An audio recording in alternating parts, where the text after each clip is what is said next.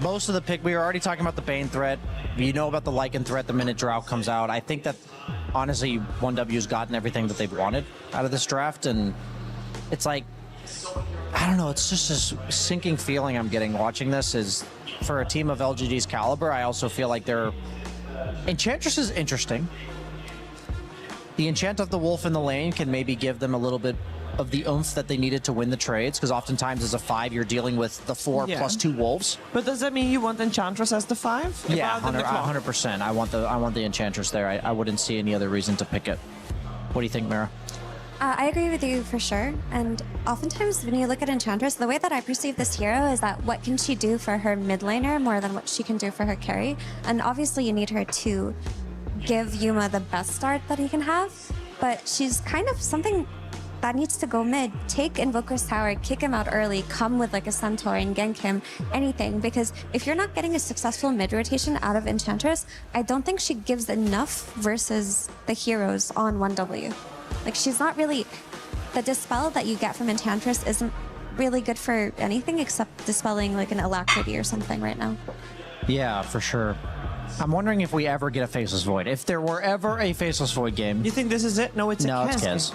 I was trying to think outside the box, but we went right back in there and picked Kez. You already mentioned Kez because you figured they should, and LGD should have banned this out in the second ban phase. They did not. Kez is in the pool. Is it still then a good Kez game?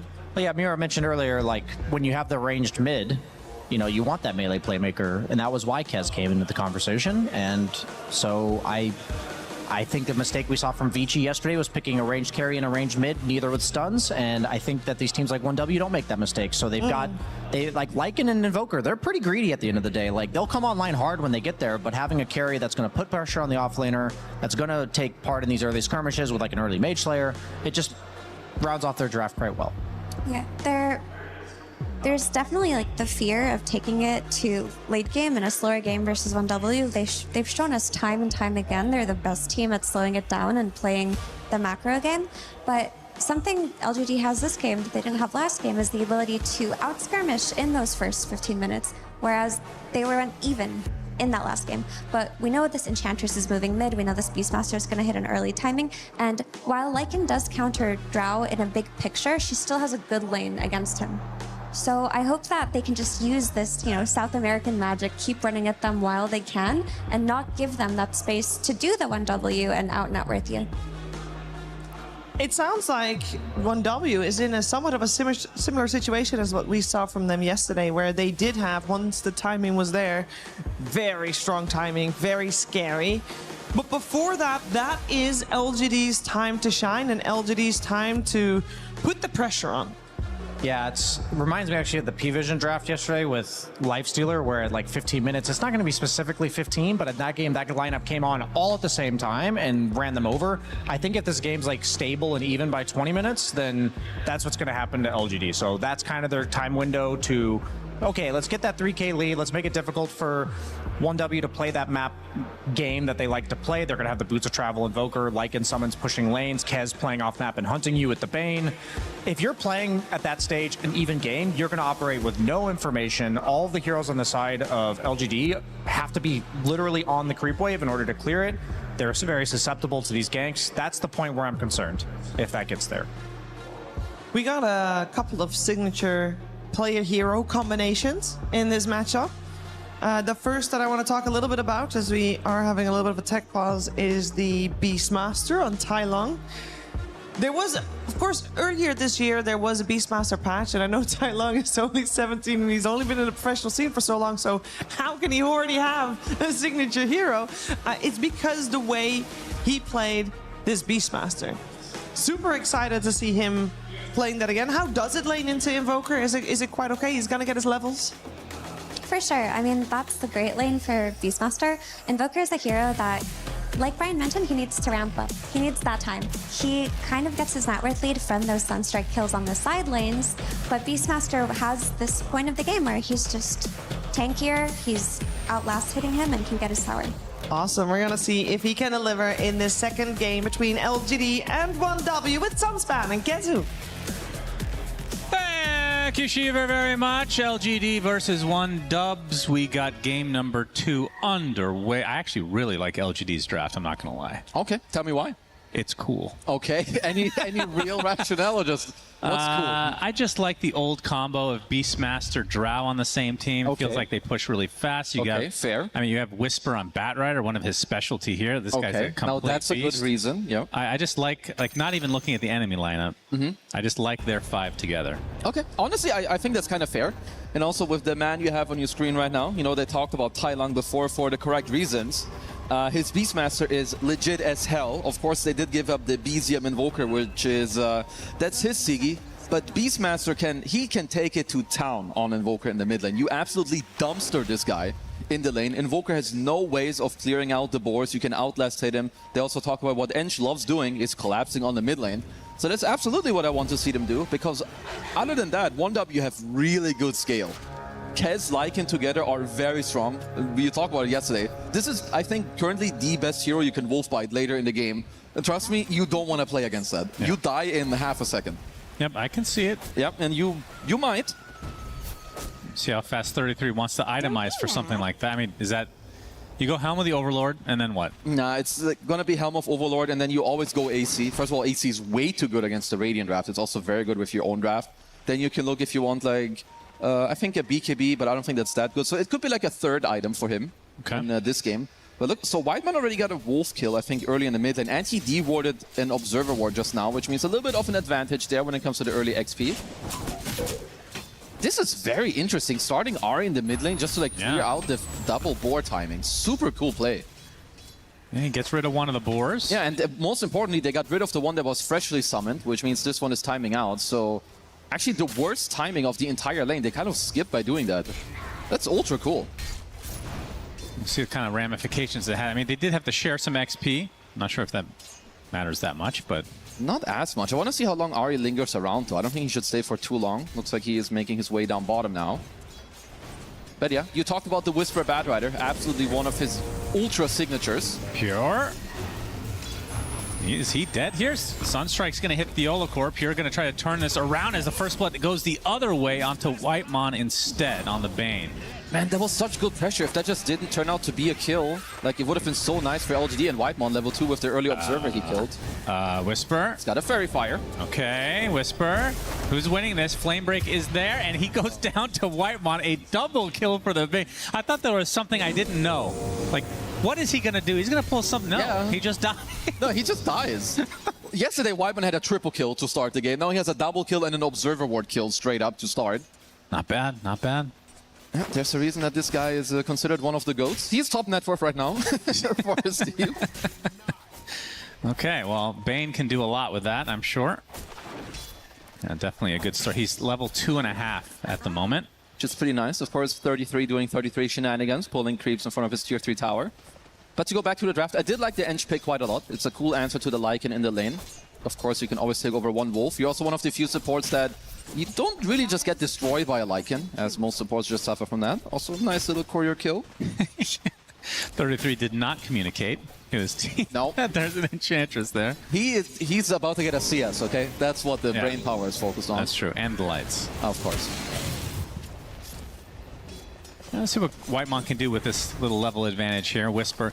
I mean, the thing about Whisper on Batrider, I don't know if I've seen him get shut down before. So even when he initially doesn't have a good start, he somehow finds his way back in the game. He somehow finds incredible impact. It's definitely rare for him to get shut down. I do think Whisper occasionally has some off games, but his Batrider is very good. And he's off every game, off lane. Oh yeah, very good one. Sorry about that. I think Cinnamon would not laugh at that joke, so I won't either. I'll make him proud. But no, it's also a very good Batrider lane in general. So even with the death, he'll be A-okay.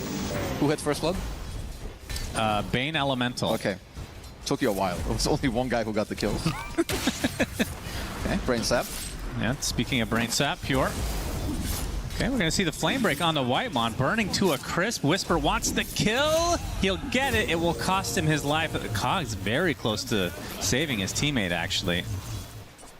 And Pure going to be pretty happy with this exchange overall. It's definitely level 4 here. Yeah, it is one of the problems in the top lane. Like when you go up against this Kez, you just have magic wands, so many charges, he can always stay on top of you. But you can see what happens in the mid lane. Tai Lung already has 11 denies.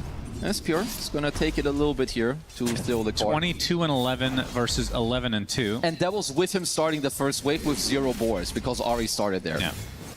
And this is amazing. This is, first of all, the matchup should pretty much go like this. And it also means that it is very easy to play through this hero. You can go here like 1 inch rotation. You can easily threaten the tower with the level minute 5 siege creep. And let's talk about the BZM Invoker, obviously one of his signature, like you said. That's absolutely his best hero. And what kind of combos can we look forward to this game? Because Sunstrike, okay, there we go. Right on cue. Whitemon will finish the job. I mean, they don't really have that much CC, though, if you look at it. It's both. Like, it's Bane, and that's kind of it. It's both the subs. You can definitely do it with Bushwhack if you, like, communicate, or, like, you ping the tree, because obviously you don't know exactly where you're dragging him to. There's also, like, when you have Lycan, like, Dominator creep, you can, like, pick up a Centaur. So there's some random ones.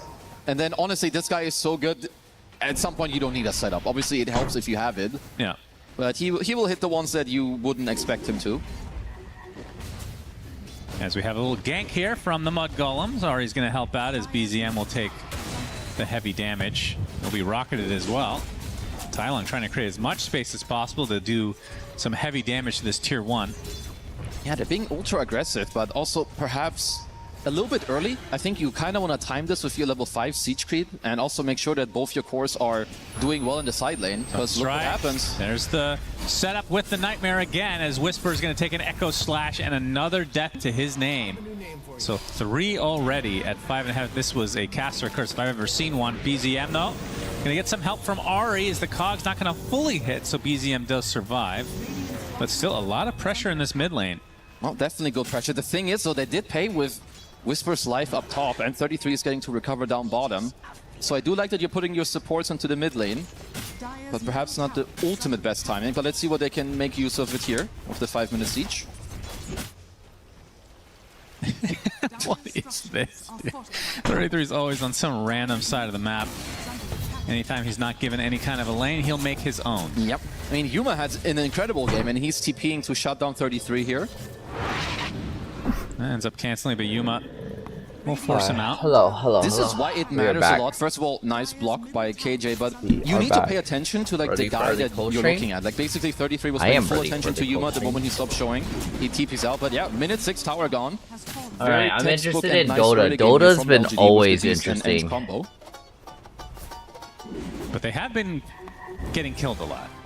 True. Which isn't really being shown in the net worth at the moment. Well, absolutely not. And I mean, this is one part of the game I think will change eventually, is the impact of how much you get from getting hero kills versus just sitting and farming. I think it's, over the last year, it's been a little bit too skewed towards farming.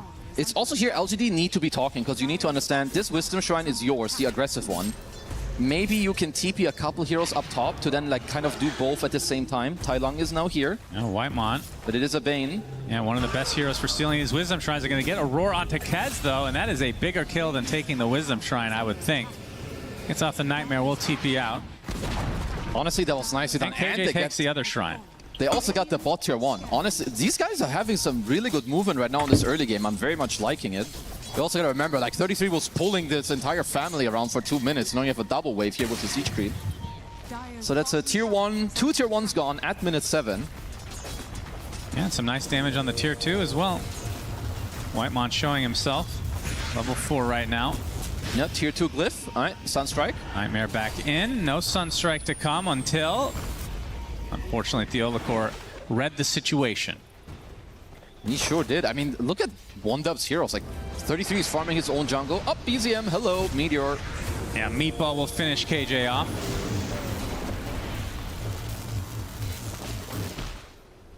So good forcing rotations here. So 1W as we get to the 8-minute portion of the game. Haste rune top, so Tai Lung will be able to bottle that. Has a Helm of Dom coming out soon. It's very nice to get a haste rune on Beast. You don't really like buying boots quite early on, as you can see, of course. It's about to have his Dominator complete. I also saw Yuma, you know, scribble on the mini-map around the top area, so very likely that he wants to go through the gate soon, maybe clear up the last tier 1 of the game here. Is Beastmaster not buying Ags in the mid lane anymore? You kind of want to still, I think, when you play it from, you do from both. mid. Yeah, like, oh, interesting. I've seen both worlds where you go like Overlord and then later you go for the Aghanims, but you kind of need to turn, I would say, into one of the cores still, unless you want to all in on like an early timing. Then you can also go like some drums, blink, AC, and play around that.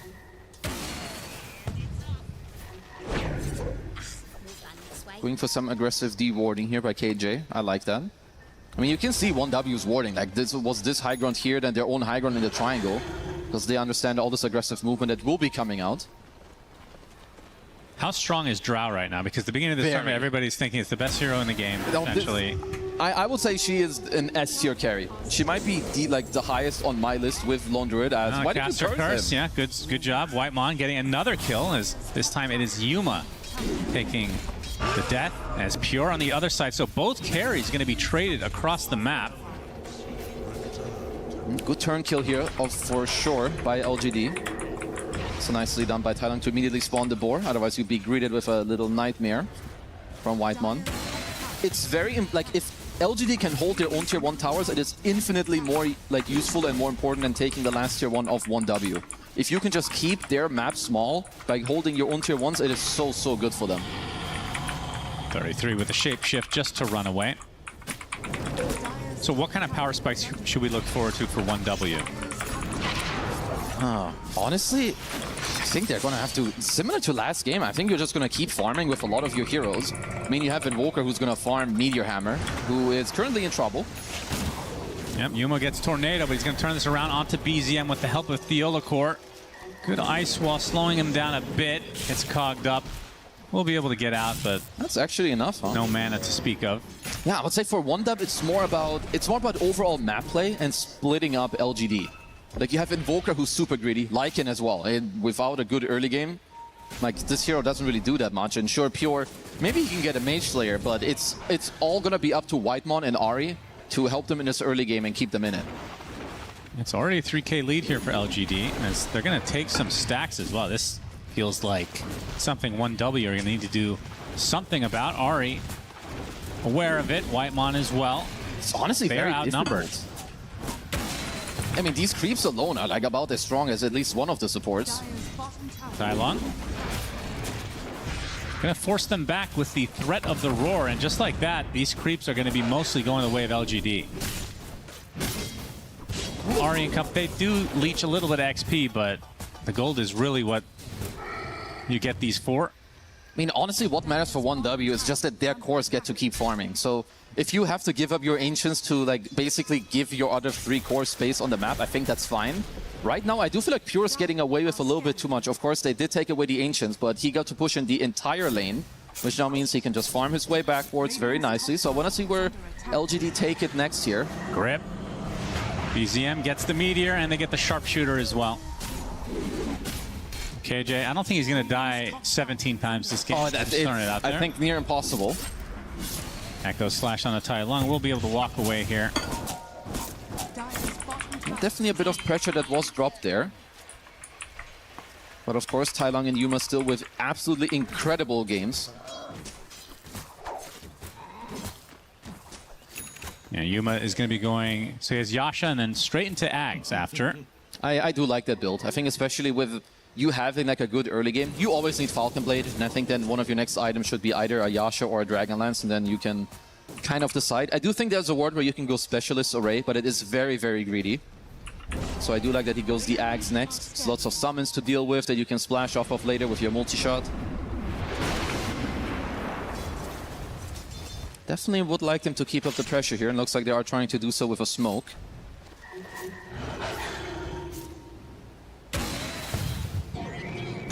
Under this tower, Theolacor tries to go for a hook shot, missing the mark, and Whitemon, he's spotted, will get roared.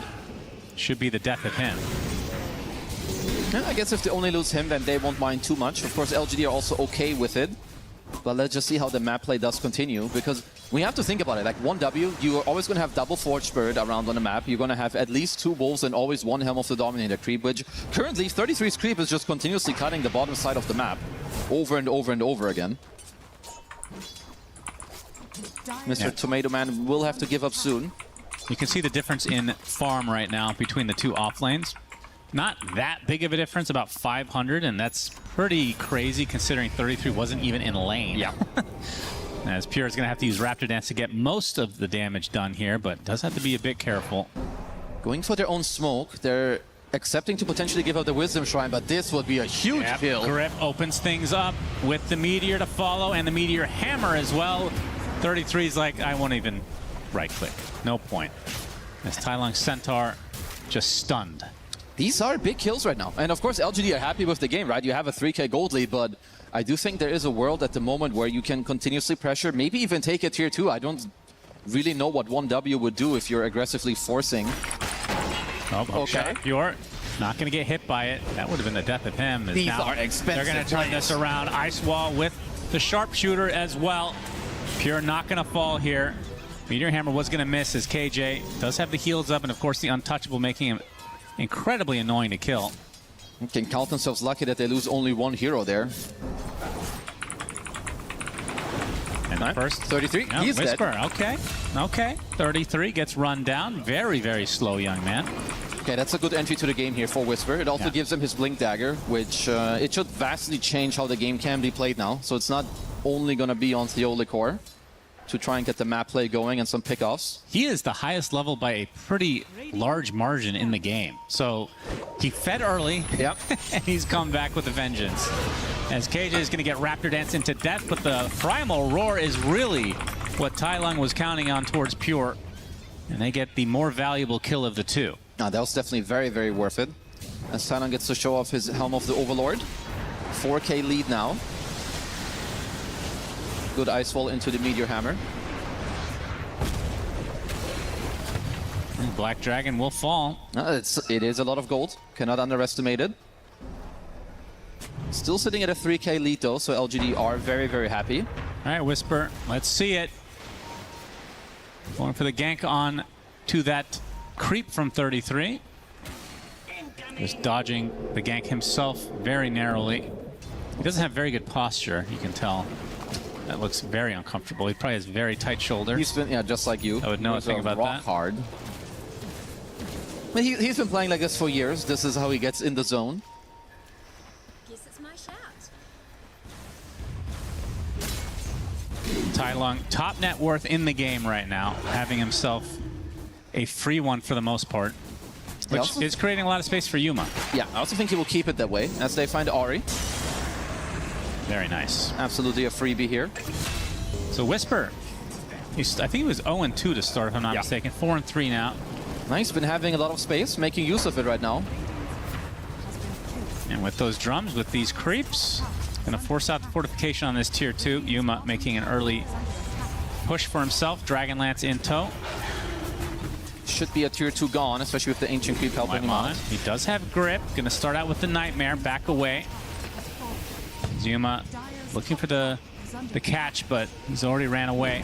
They will get the tier 2, so 17-minute tier 2 tower, not too shabby at all. So there's a lot of little things that happen. All of this was very good for LGD, but also look at their gold lead. It is only 2K, and Whitemon got off a very good ward before he TP'd back earlier in the enemy triangle, so they know that Tai Lung TP'd back all the way here, currently smoking up because they know they had to split. Now the shapeshift and the grip. That's going to be enough to take out the Ench. Meanwhile, Kez in a lot of trouble. He's going to get hook shot with Gusset to start things out. He has no play at all. Just stun locked into a silence. So another big death for Pure. BZM under the cover of his shroud. We'll be backing away. The 2K lead still remains for LGD. Yeah, Pure was talking about doing some tricks yesterday when he was like overplaying. I think in this game he's found himself in a similar scenario a few times. Rocking up 4 deaths at the moment. Still playing on this aggressive ward from earlier. They're going to run right into Tai Lung. He's going to get bushwhacked with the Sunstrike to follow. Lasso comes out though, and they're going to turn this around to BZM. Gets a Deafening Blast. It's not enough to kill off Whisper. So the LGD coming out on top of another fight here. They get the support on top of it. Double kill for Whisper, and I mean, we called it. It feels like every game when you give this young man the Bat Rider, he just goes ham. It was also clutch. If he wasn't in time there with the Blink Lasso, with that Meteor Hammer connecting, Tai Lung would absolutely have gone down. Yeah. So, LGD. All right, I like this. Gonna go for a Roche. I want to see where Yuma takes this here. I guess he already has 1 item, so he did go for the Manta. I'm okay with that. Do think there's an aggressive route with an earlier Aghanim's, but he's playing it semi-safe with the Manta into the Pike. Absolutely nothing wrong with that. Theola core creating some good space here. Yuma gets off the gust and Whisper nearby. That's the death of BZM. They're racking up these very valuable kills. I mean, they were down close to 10 kills at one point. Now have come back with a vengeance. Still only 3K lead though. Yeah, I mean, 1W have always been very, very good at this. I think they're still able to take a Roche.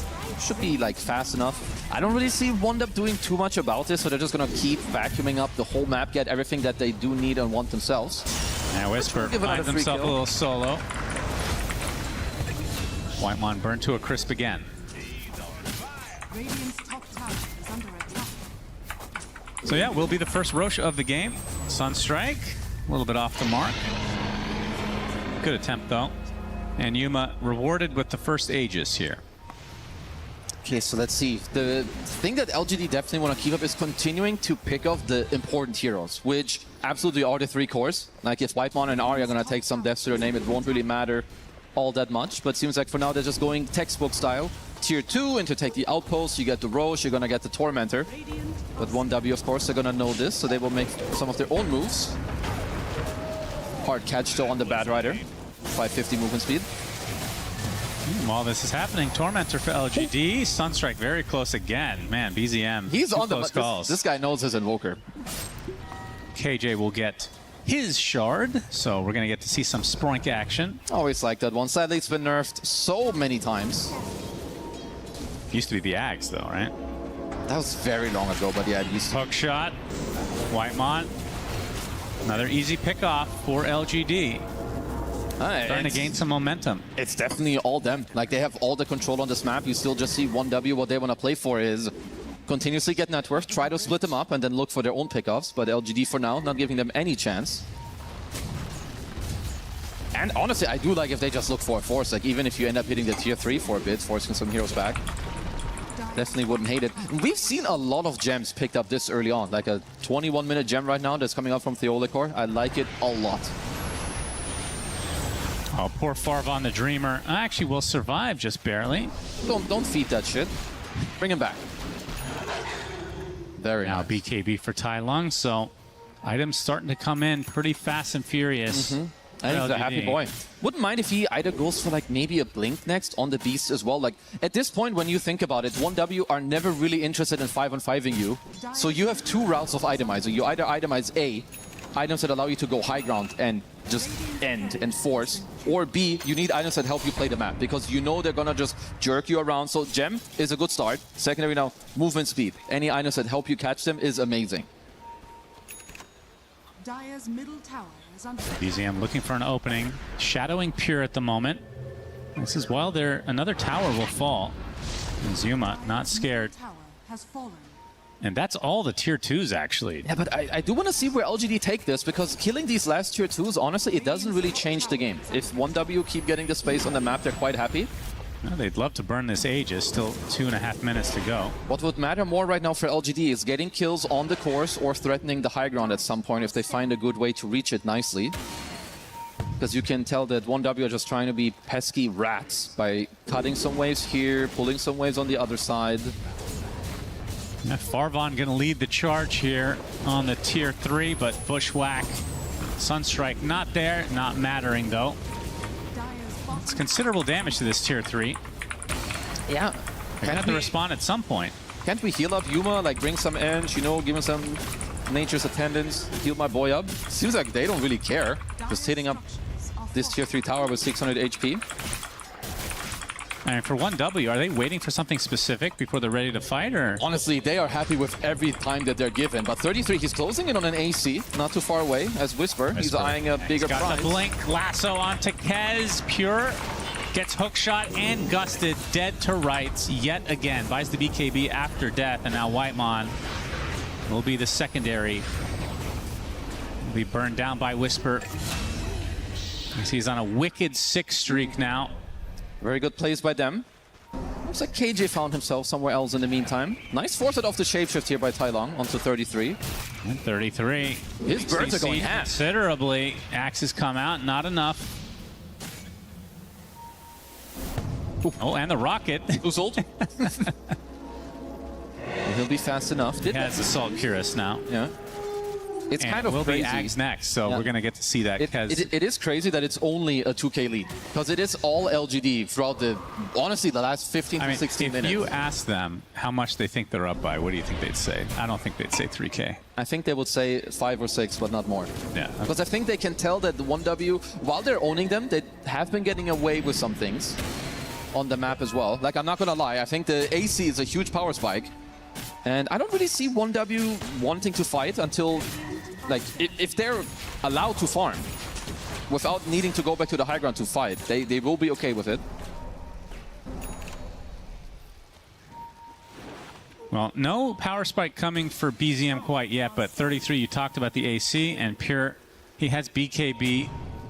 Nice ward on the high ground here. I've been getting Ready like to go for him, as little Tai Lung will have to pop his instead, but the Fiend's Grip will pierce. Sunstrike to follow with the damage coming out from the Chicken. Is it enough? Tai Lung gets the roar on the Chicken Man as Tai Lung gets deleted by Ari Sharpshooter. My goodness, that was a burst of damage. KJ gets a D-Ward before his untimely death as well. Found themselves a good smoke timing. The Aegis was expiring and LGD were not together in that moment. Also, Mei Tai Lung uses very, very fresh BKB there.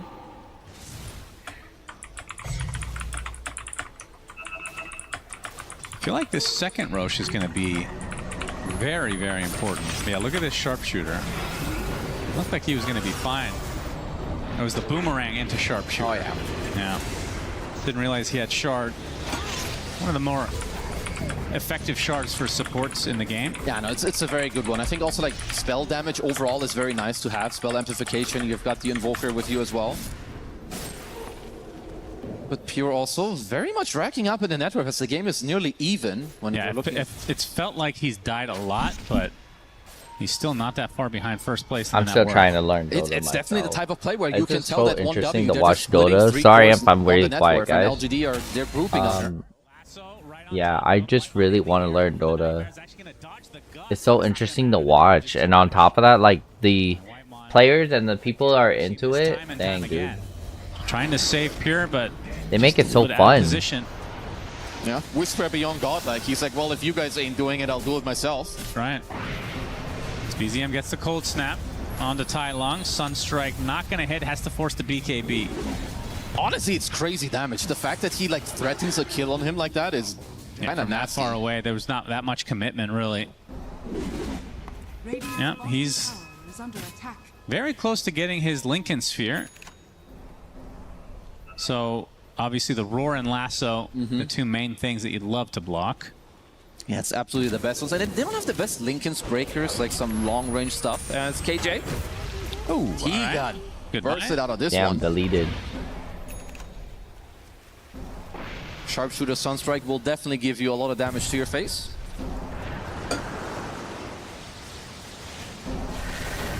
Yeah, I would assume what LGD are going to be This waiting is feeling for. like one of those entertaining late game. Oh, it's all gonna reach there already very soon. Like, I think that actually when you play with like this Lycan Ags, which it should be the first time that 1W really look for a very aggressive move if they find one. And with how it's going currently, I think they could be reaching that state later at like the second roast. Oh, where he's they... actually switching it up. It's not the Ags. He switched it up to BKB. Okay, looks like potentially thinking that, okay, you know, the second roast could have been quite early, as it is a pretty long respawn here. You got me excited for the Chicken Wolf. I think we'll still get it. Chicken Wolf will be on the menu. I mean, I have a hard time believing that one fight is going to decide this game. But we've seen so many this tournament that it's hard to... No, this game will probably drag on even if the Wolf Bite does come out, because No. Draw Ranger in nature is like, she's a very, Don't very say that, strong hero, and Caster. while, like, Kez with Don't the tell Wolf me can this go game kind would of drag ham, Draw can just out. always keep her distance. I thought that's a huge problem. But I'm yeah, still like you said, learning. he did swap it up to the BKB, Super cool, and which it if is you're very watching his gold interesting. tank, you can tell that he has a greedy enchantment on the Lycan. He gets one every game, huh? He does. Radiant are scanning. Thank you, observers. Love you. W observers. Should keep track of the percentage of greedy enchantments taken every game for both It's teams so many, combined. but definitely the next one he will not take. I think the moment you have the BKB, like the moment the next fight breaks out, you just take gunpowder and just, you know, you call it a day. You don't You do not accept minus 60 attack damage on a Lycan, not in late game, not at the time where you can actually go for a team fight. Yeah, I guess that kind of just shows he's not interested in fighting yet at all. Yeah. And it's also the fact that it's not just going to be Wolfbite later. You have Wolfbite and Alacrity. Like, you cannot really buff up a core more than that. Unless you have, like, what, Ogre +5 and some Magnus? That's right, BZM. Lasso, or rather the Lincoln Sphere does pop. Yeah, that's the Lincoln's reveal. So that was Roar, I believe. Yep. Roar is gone. Now they know. BKB now. You have to play around that. I mean, what kind of Lincoln's breakers do they have? Honestly, like, not many. Like, you can't really walk in and, like, enchant him. And Drow Ranger will never use a pike aggressively, so honestly, nothing. Like, enchant, after all, is your best option. That's pretty bad. It's I mean, the awful. range on that's very low, right? Yeah, it's not good at all. So does that mean you need to itemize? Like, hooking him and then, like, pushing him into your own team, I think would be a very nice way of going about it. Because if you get him pushed in and, like, you slow him with, like, a Drow Ranger or anything with a multi-shot, I think that's good. Tai Lung, though. Yeah, he had to pop the BKB, but again, the Fiend's Grip finds him. Even within that BKB, nothing to do. 60 seconds on the deck. LGs are actually sticking around. They actually want to fight without their beast. And they'll think twice about it and back away. This is a very, very big catch from 1W. I'm surprised that LGD aren't together. It's a long road spotted. respawn. It's going to dodge the gust. Surprised that LGD are even remotely close to them right now. Whisper getting gone on. Hook shot to try to save him a bit. Sunstrike's not going to hit. Whisper gets to the low ground successfully. No more casualties here. Oh, but this is such a big deal. You knew that this was like a 3-minute Roche respawn. It hadn't respawned this entire time. You're not allowed to be split up during that time. Now this is 25 seconds without Tai Lung. They're actually going to try to contest this. I mean, they do have a clockwork. No hook shot at the moment. Rocket Flare gives the vision needed and actually will roar. As the Olacore with the bowling inside. Pure does get the Aegis. They get the kill on Roche as well. With that, surely the fight ends. No, Okay, I say that. They get the lasso again onto Pure. Gonna get the grappling claw off. Now he finds a good amount of distance away. He uses the Raven's Claw, as we like to call it, to get away. As you can see, Whitemon TP successfully. Theolacore not going to be so lucky. Dude, I can't believe that Whitemon actually got out there. He enfeebled Yuma in the start to live, then sleepwalked himself over the Roche pit, and then hoppity-hopped on the high ground to TP out. But yeah, 1W, very good sequence of events there for them. I thought with that lasso from Whisper as well that they would maybe get at least one life out of Pure. But not quite. Some costly deaths for LGD, not able to really take a fight full on without one of their cores available. This is at least one of the problems when you play Batrider and Beast together. They have insane tempo and they can be good together, but eventually they very much do the same thing. They're single target and they both get owned by very similar things. Force Staffs, Lotuses, and Lincolns. Like, you name them and they're all good against both of them. Yeah. And it's funny because I feel like they could, I mean, Fiend's Grip has been owning them. I don't know what you do against that because he can just use Nightmare and Feeble to take off the Lincolns before Nightmare. I mean, it gives you enough time maybe to get away, but it's felt like there's been 3 Fiend's Grip full duration on Tai Lung. I mean, absolutely how LGD want to fight, they want to start. You have Batrider and Clockwork, these heroes don't want to counter-initiate, they want to go first. It's definitely one of the things that has not been going their way. As 1W absolutely have recovered this game fully. Jesus. I would even I mean, the stats say it's 1,000 lead. I do think when I look at LGD Gaming a bit more than that. and 1W. 1W is the one that demolished yesterday. First Aegis? I remember we were watching yesterday for Dota 2 stuff. For the Lycan Ags, most likely. And I think then maybe And yesterday, during Dota 2, maybe even a team fight. 1W, they demolished. Still think that Yuma is also What team did they ramping up and demolish? having a good time. Sorry, I should be It's got a really keeping up BKB on as this well. on my brain. I'm a little bit slow right now because, well, I'm in Paris time, and Wolves Paris scouting time things is out. not BZM not very spotted by friendly KJ. to those who Lincoln's are in pop. the States. I think I'm still Did the use the only enchant to get person that off. right He's now so quick. that's streaming Back up from before they're that's co-streaming back into the for fight. EWC Pure in the States. Get the connection onto the Enchantress, break him, and now the Sunstrike finishes the job. And So we had group go stages, right on and the top group of stages were Drow just going Ranger around Yuma, throughout the getting entire pursued by Dota. 33 as well, which means he has to hightail away. Whisper, no lasso to work with. This is actually the closest game I've ever seen because when I was watching 1W, 1W was just demolishing people. They were just demolishing their person that they were playing against. As BZM trying to finish the job here, it actually dies to neutral creeps. Don't see that very often at this stage of the that's live game. right as now. Tai now getting chased by the chicken. This is the last game for Dota 2. Himself. And that's 3 dead for LGD. Other day, yeah. 1W demolished Virtus Pro. Sunstrike, Rip. deafening blast, even the meteor hammer.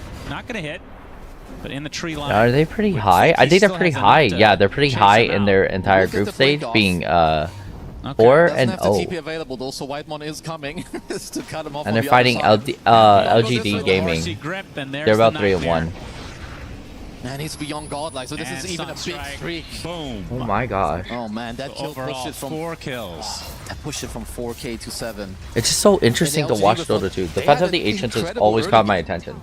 I've always wanted to learn and play a lot more. 5, 6, and 5, and he's owning right now. Now he's got a Lincolns of his own. The fights are already difficult. Now they have double Lincolns and Wolfbite is now available. I'll let one of my homies know. Oh boy. Well, you do get to see the chicken wolf instead. I do want to see it. He doesn't mind burning this Aegis here relatively shortly. Has Lincolns now to replace. BZM finds himself a little snack in the form of Theolacor. A triple meteor surprise, easy pickoff. Has the I think now pure. for some of the teams that I want to actually win as well. They're gonna be able in to Dota 2, first life. personally for me, I would root for is good cogs. They get the roar. 100%. It'll probably be 1W. 1W is really good. I haven't seen P-Vision yet, but P-Vision's had the 6 and 0 lead. Like, kind of crazy to just be 6 and 0.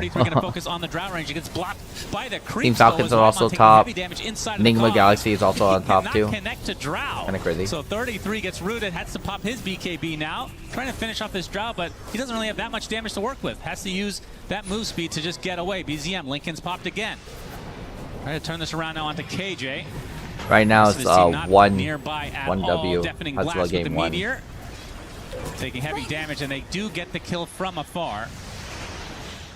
Very weird fight. Weird, yeah. And I was like, Ari's a really good player, by the way. Like the weirdest I found that out. And it always costs. Let's see what their items.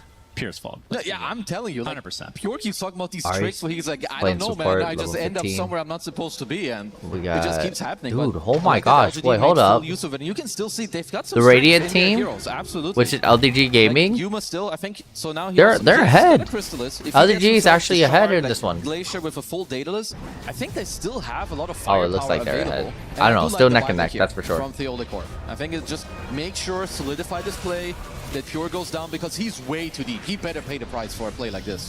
Yeah, for sure. Was a good hook too, but Whitemon with a very clutch sleep afterwards. Look at the creeps blocking 30. That is really unfortunate. And this fight for 33 was not pretty. You are starting to see some of the problems though. Like while Yuma is still very strong, like he doesn't deal that much damage, at least not to 33. Like he was chonking him over and over again. So I think until this Daedalus comes out, do have a little bit of damage problems on their side.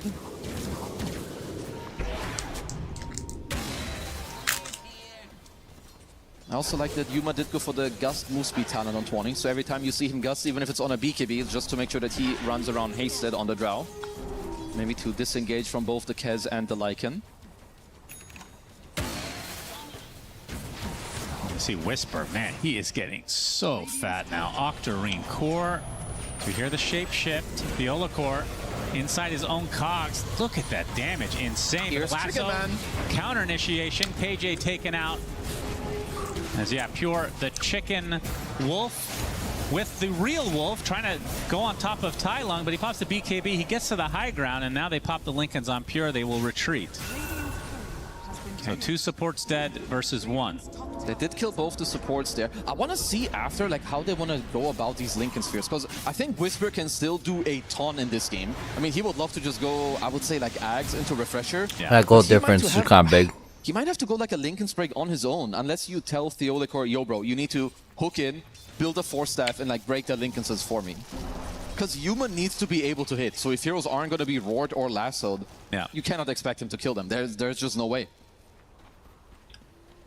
Well, you can. How does the lasso? How does the Lincolns work versus the secondary lasso on Ags? Does it also block that? I think you're dragging the guy. I'm trying to think, because if the guy is Lotus, you do not Lotus yourself. Like if you last with the first guy who's not Lotus, and the other guy is, nothing happens to you. I think it's similar with Lincoln's. Good amount of damage onto the Ench as Pure gone a little bit too far. Another roar for him. He gets 4 stabbed. A couple more right clicks will suffice though. Lasso comes at the last moment just to ensure the kill, and now 33 has to get the hell out. BZM with an AoE deafening blast. It'll reset things for 1W, but again, Pure getting picked off. He's died 8 times. Don't you think it's bizarre? Like in this game, Whisper was beyond godlike. They're down 11k gold, and just now Yuma got godlike in this game. That's true. It's really, really strange, but Yuma is still, you know, kind of showing that he is in this game. His net worth is very, very high. Oh, wow. And he's honestly, he's got good itemization here. All right, Whitemon somehow gets himself an Aghanim Scepter. I'm guessing that has something to do with the greedy enchantment that he has. I think it might. He's got the gem, the hoppity hop lens, and the Aghanim, so of course that is very good for them. He's gonna be the best counterplay like right now, because LGD kind of have to play around Whisper's lassos. So if Whitemon is on the money, I think he can always try to get the grip off. Of course, Whisper does have a Lotus, so he can try to Lotus himself to immediately put a stop to that.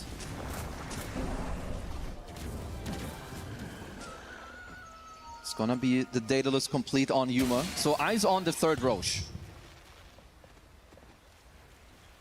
Yeah, very tense game. I feel like Pure is keeping LGD in this game. Honestly, he kind of is. I don't even think you're being toxic. I think it's just how it is at the moment. Feels like if he just played ultra safe, maybe he has a little bit less farm, but they'd be in a commanding position right now. Now they have to worry about Yuma with the Daedalus. I'm thinking what he should buy on the Kez, because even though when he's in wolf form, if Yuma gets to stand his ground a few seconds, he just destroys you. 33 gets hook shot. How dare you be in your own triangle? The lasso reserved for Whitemon as 33 pops his BKB.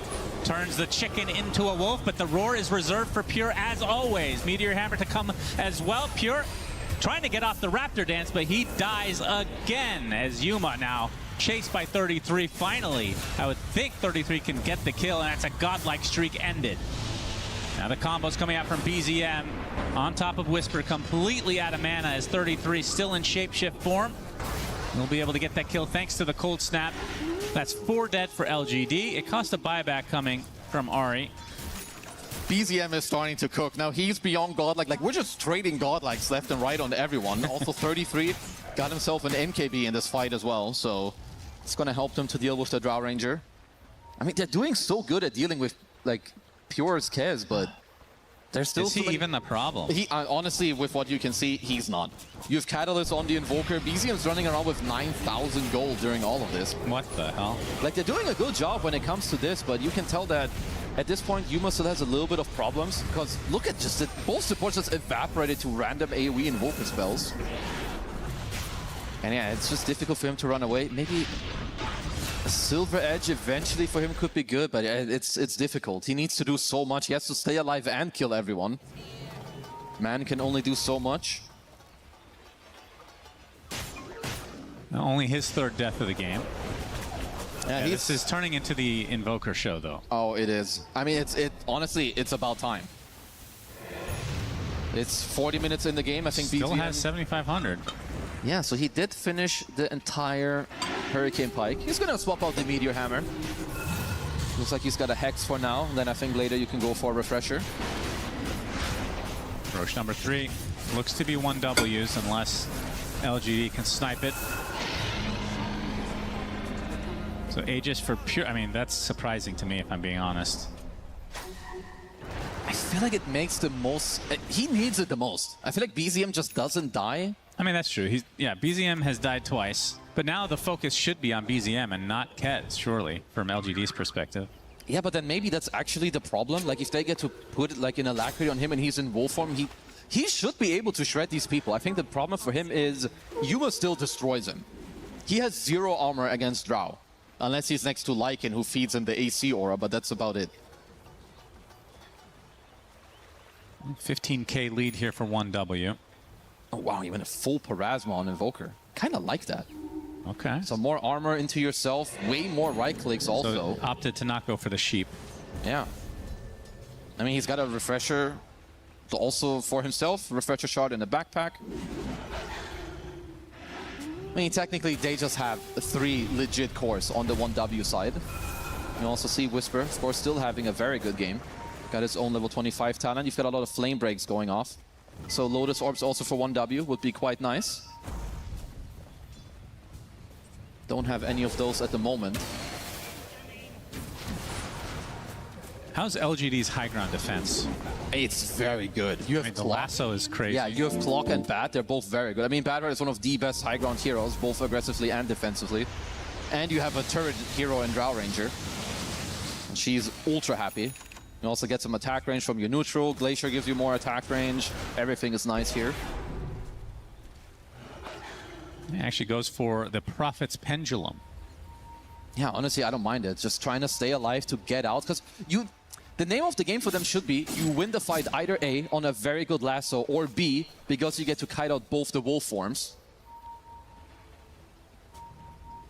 Can never count out a Drow Ranger and a Bad Rider combo.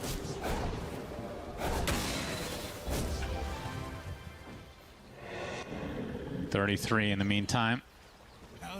After the Ags, we talked about the MKB. He's fully loaded. He's going to have to consume this Ags pretty soon. Yeah, I think Blink into Abyssal Blade. See, this is what I'm talking about. This is a 6-slotted hero. It's 45 minutes. This is not ultra late. Like, these heroes are getting so farmed these days. Yeah, I guess you're right. Somebody clip that.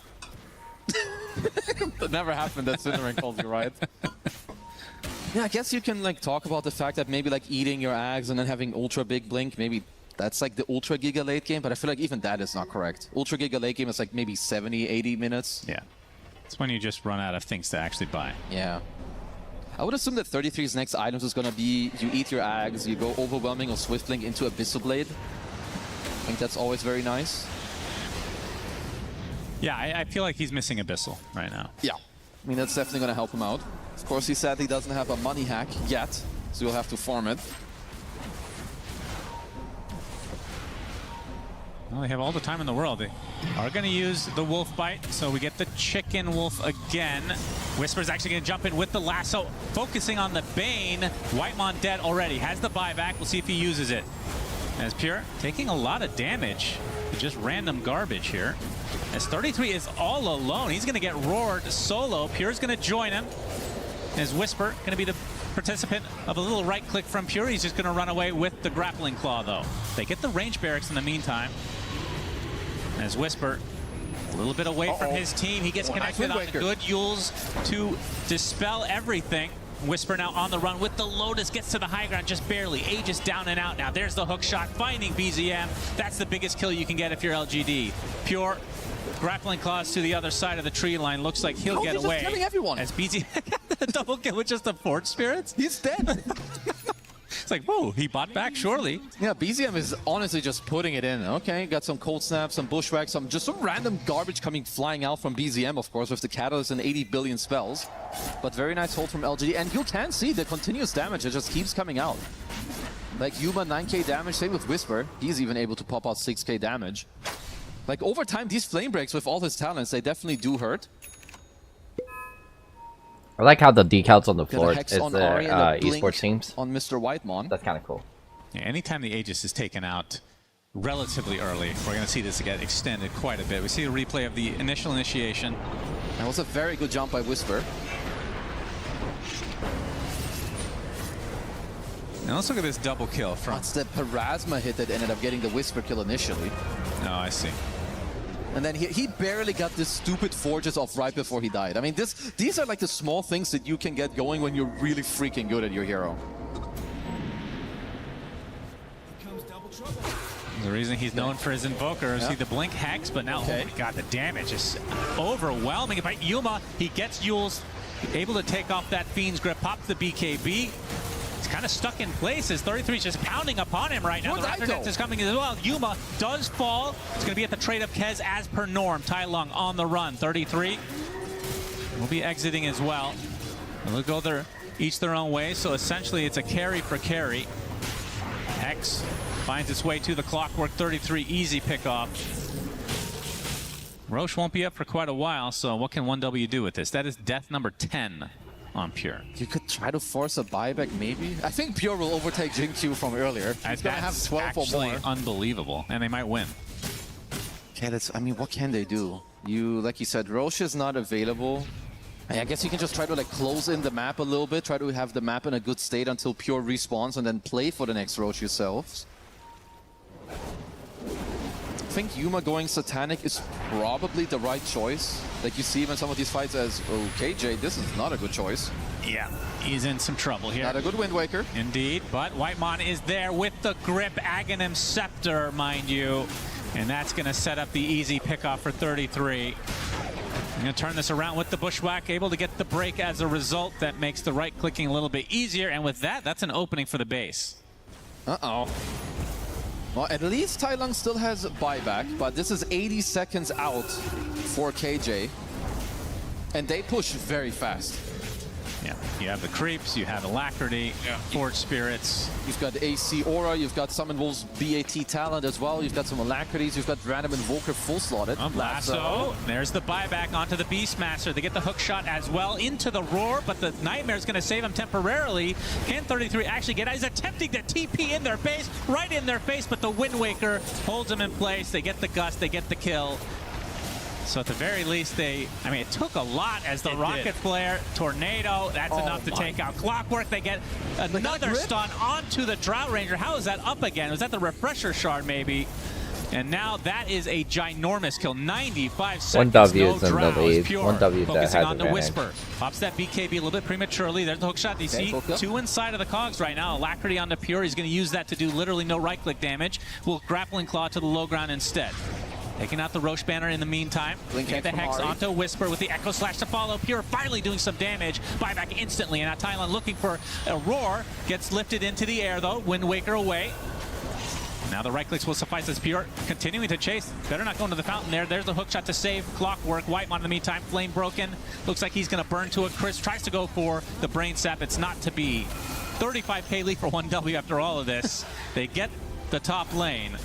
Oh man, this is honestly a crazy game. You have Yuma who comes with his like full Satanic, and he just gets gripped from full to 0 by Whitemon. At least you had to... That was Refresher Shard, I assume, right? Surely. I don't think so, because I think... Is it just the cooldown? BZM still has it, yeah. Oh, really? Oh, man. Oh, speaking of BZM, forcing out another Wind Waker out of... That's been a very valuable Wind Waker, by the way. Yeah, both for himself and for his allies. We're gonna get an airback. They're just gonna get an airbag from the team. BZM, this is his element. This is his type of game. This is what you play Invoker for. The 50+ minute games, you have full slot, Octarine core, everything. If the Ola core is dead. Yes, he is. And it might not seem like a big deal, but that's 100 seconds, no buyback. So once they get their 5 back on 1W, they'll have the numbers advantage. And this melee Rax bottom, it is healing slowly, but it's just the lone Rax in that lane. No, this is a big deal. He also doesn't even have buyback. You know this is going to be a 4v5, like, secured. It's also a 40k lead.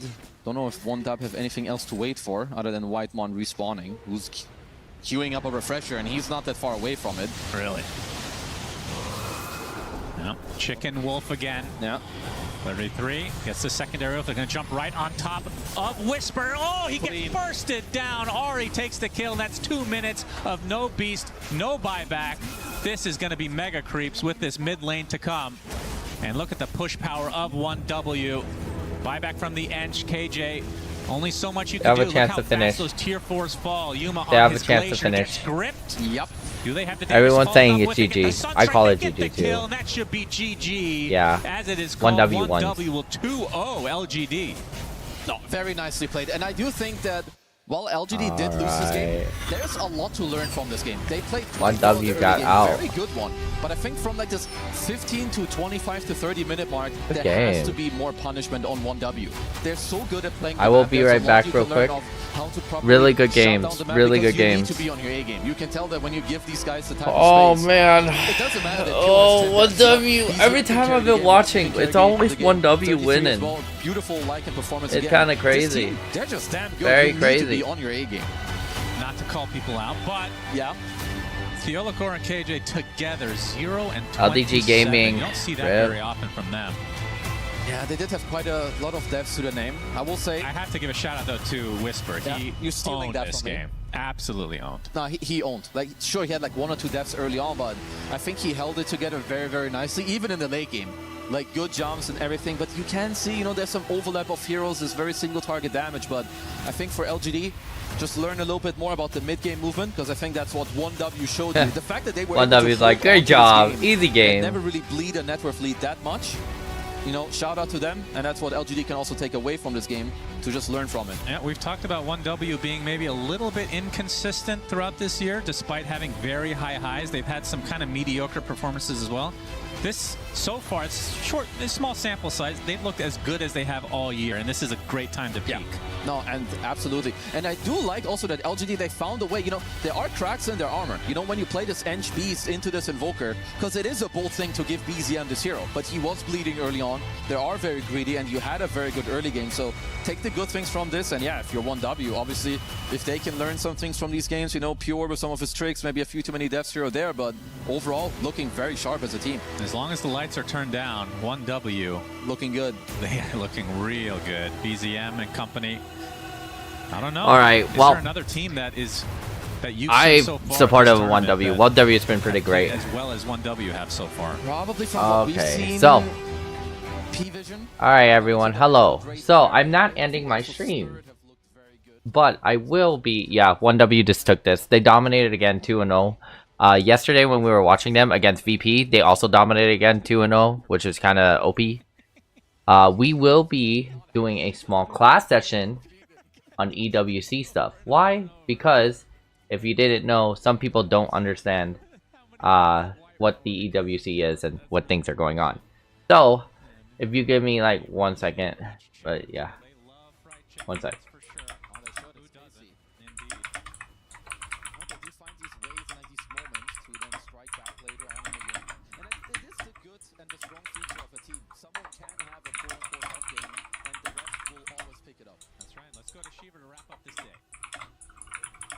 Thank you very much. Let's break it down because this game, they came so close on LGD. They did so well, came out of the lane successfully so, and the Drow Ranger looked like she was picking up pace. Apex and Valorant. It was fried for the first like 20 minutes of the game, but then later on it was Kung Pao chicken, I think. Look, Kung Pao chicken. I want Kung Pao chicken. What impresses me the most about teams like 1W and I would say P-Vision as well is that they stagnate the lead really well. Like you see them down and like the laning stage was clearly in favor of LGD and the lead is like All right, let us do our class session. All right, y'all. First starters, first things first. We stretch. We must stretch. Stretch. Oh, we've been to the devil the entire time. Okay, so how are we gonna do this class session? It's gonna be pretty simple, pretty easy. All right. Let me see. I want to hold a class session up with a doc. So let me bring up the Google Doc.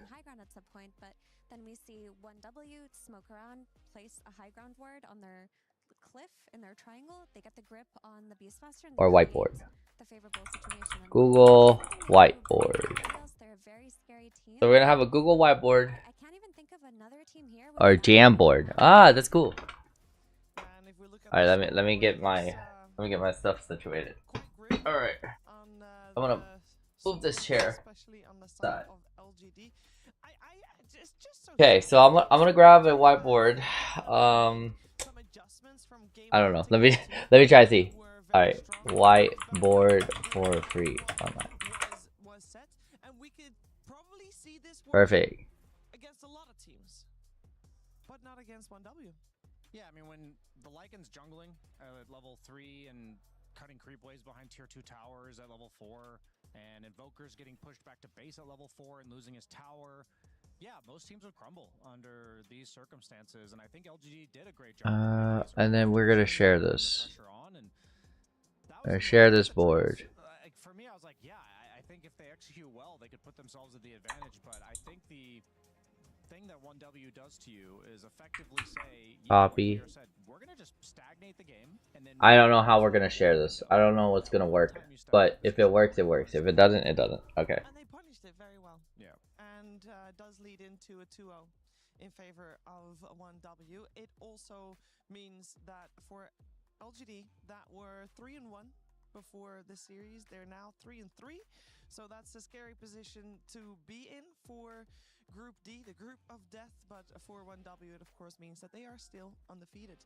Let's take a look at what happened today. We had 4 fantastic series here on the stage, and every single one of them was a 2-0. We saw a lot of dominant games. I think this time around, I think it's fairly safe to say that the majority of time, this scoreline, maybe apart from Gamer Legion versus Falcons, all those series were very one-sided, Effie. It really looks that way. I mean, a bit of a difference from the first 2 days where I felt like we were tying across the board. Now it seems like 2 days in, with everyone in momentum and teams having warmed up, the contenders are showing themselves to be the contenders here. Yeah, shout out to Enigma Galaxy, like obviously beating Team Liquid. I think that was we said that was the first time they beat them in like 4 years. Yeah, since 2022. Yeah, that's crazy. We're back. And they are bringing their own flair on the meta, and Sumail has a cool approach to the carry role. We're seeing a lot of heroes like Alchemist from him, and when I see a team winning with their own identity, I have a lot more faith in longevity of them doing that than just over the group stage. Yeah, and I think especially in these first 3 days, and now that we see maybe a little bit of a bigger divide between the teams, is also because the teams are just learning, and we see which teams are better at adapting on a day-to-day basis compared to some of the others. Let's find out what's happening tomorrow as we have 4. All right, so we got whiteboard. Still all 2-game series. What are we doing? For, 3 more days actually. So Oh my gosh. We're gonna have to type it all out by. Can we just edit it? Can we just edit it? Actually, no, we're gonna do a bit.ly. That's gonna be one to watch. Division versus Mouse. Before that, Aurora versus P-Time. I think that will be my Sony story of the day, but we'll talk about that tomorrow. Extreme Gaming versus BB Team to start the day off. Which one? All right, let's get class in session. I mean, maybe I'm biased because we just did Group D, but it really is the group of death, and LGD having to. Let's get this class sesh going on. One of the contenders, and having to face the Yandex, which is the team that everyone said would win. It's going to be a big challenge for them. Bit.ly. Okay. Final thoughts on today, Ryan? Yeah, I mean, I'm surprised about the 2-0s. That's my final thoughts for today, is that the teams are clearly shaping up in their spot in the tournament, and I think we're getting I don't know how my brain is functioning when I literally have less than 3 hours of sleep. Okay, say bit.ly. We got P-Vision and 1W at the lead in their respective groups. C and D, I believe. 3R what? 3R SBY. Tomorrow, but of course, that's it for today. We're looking forward to a nice day of Dota 2 tomorrow again. But I got the wrong address? with the SDC recap of oh, lowercase k? Did that matter? That mattered.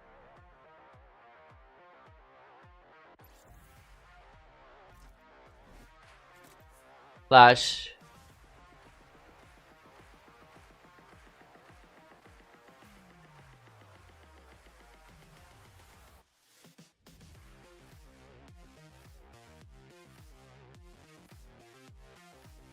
Perfect. We're here. We're on. Please tell me we're on. Please tell me we're on. Tweet. We are on. Alright. We will now go over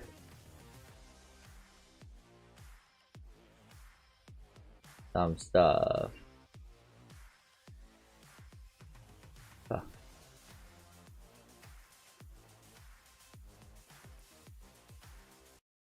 Alright, so let us. Okay. Oh, are we gonna end this cold stream? We should probably end the cold stream, shouldn't we? And just in case, we'll keep it on. We'll keep it on. That'll be the tactic. That'll be the tactic. Alright, so we're going to learn a little bit more about this EWC stuff. And I'm going to teach you guys what I learned and what I know. We're gonna have some background music in.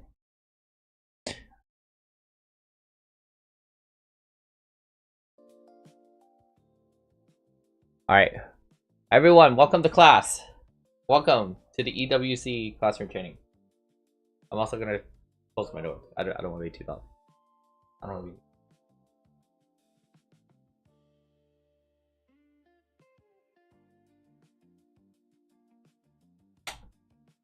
All right. Okay, so I have my whiteboard ready. We're gonna teach you guys. We're in the classroom section of the EWC. We're gonna change this title here. The esports is here. Classroom session 1 for week 1. Alright, we're gonna do classroom session 1 of the EWC. Am I allowed to do this? I don't know. But will I still do it? Yes, I will. I will still do it. Alright, so. Green to be shared. Okay. I'm gonna keep this on the side.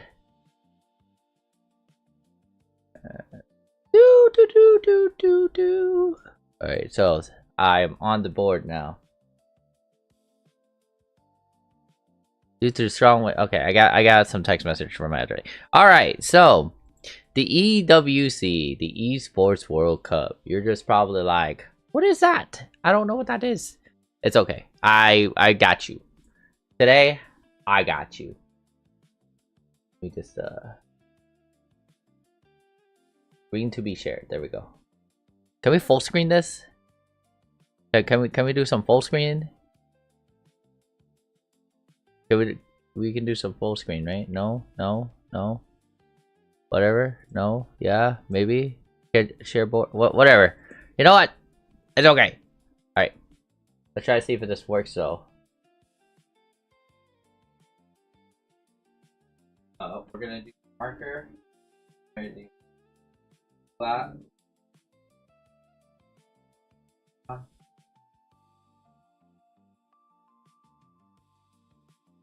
like green. We're gonna write in green on this. We're gonna do this in green. I like green.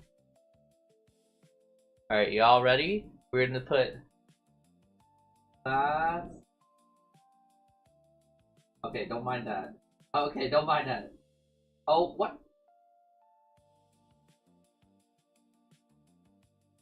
Class number 1. W. Okay, this is horrible. I can't. Ah! My bad. I'm crashing out. Is it appearing? It is appearing. It's okay. So we're not gonna look at that. We're not gonna look at that stuff. We are going to look at is this right here. Right here. Alright? So you guys can't see it. Alright. So this is the classroom section for the EWC. That's all it is. Alright. Can we not? Can we not? Hello? Undo that. Wait. How do I?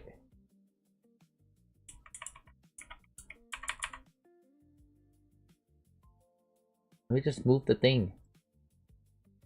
No, let me just. Let's just move my screen. All right, sweet. Okay, sweet.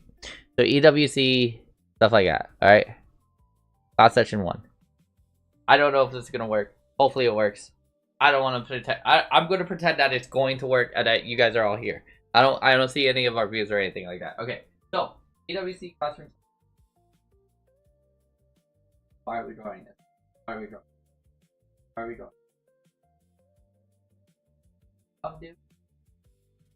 You? Oh, look, thank you.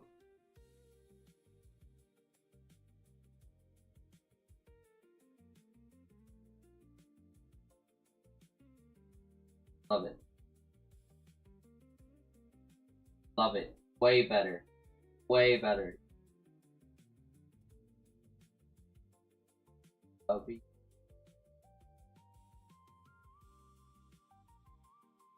Hey. Alright.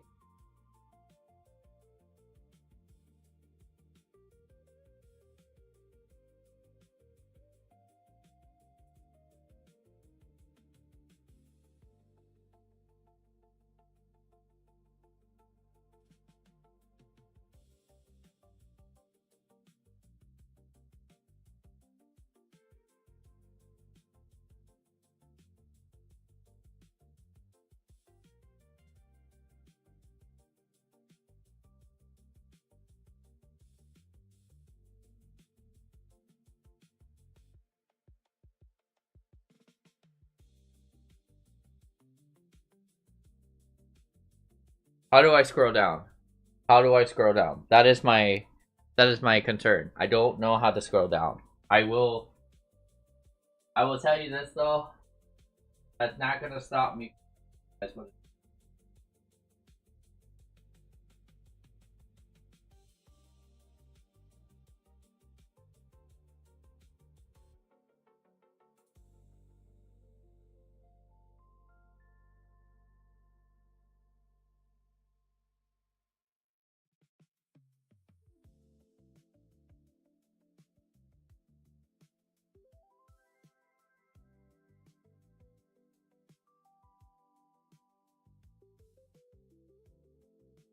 Got an entire whiteboard just for you guys.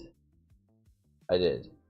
I got an entire whiteboard just for you guys. Alright, so we're gonna start off with this. The EWC has mainly the basics. Alright, they got the basics of how many teams? Of like this is from my good friend Jake Luggy, and he summarizes it pretty well too. We also have some resources as well that we're getting off the official website, where I'm going to show you guys a little bit more too. The one thing is okay. Alright, my good people. The EWC has 2,000 players. Alright.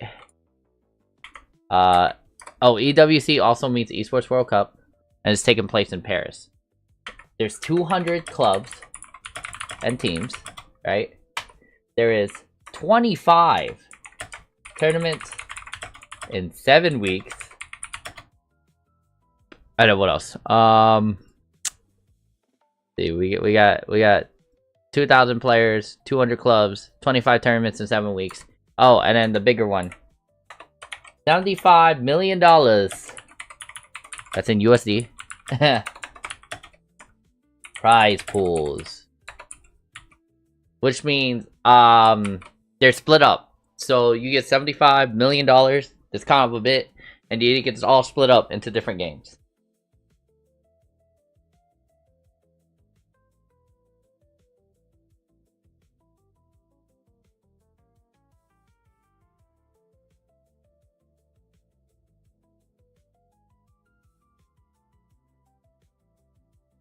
I found out how you enter full screen, y'all.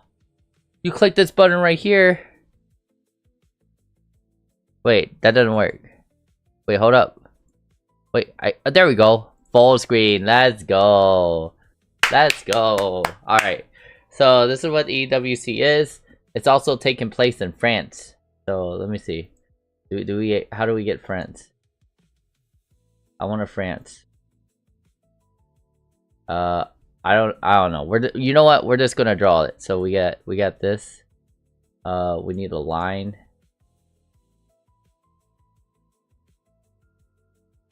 And this is a weird looking French flag. If you're from France, sorry, don't like don't take this as an example of what the France actually look like.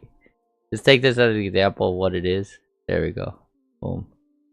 Oh, they ended stream. So they ended stream. So our co-stream just ended as well. Okay. Where is it? I want to do a paint bucket. No, I don't want to sign up. I want to do a paint bucket. Don't make me use sticky notes. I will use the sticky notes. Okay. Pen lasso. So it's blue.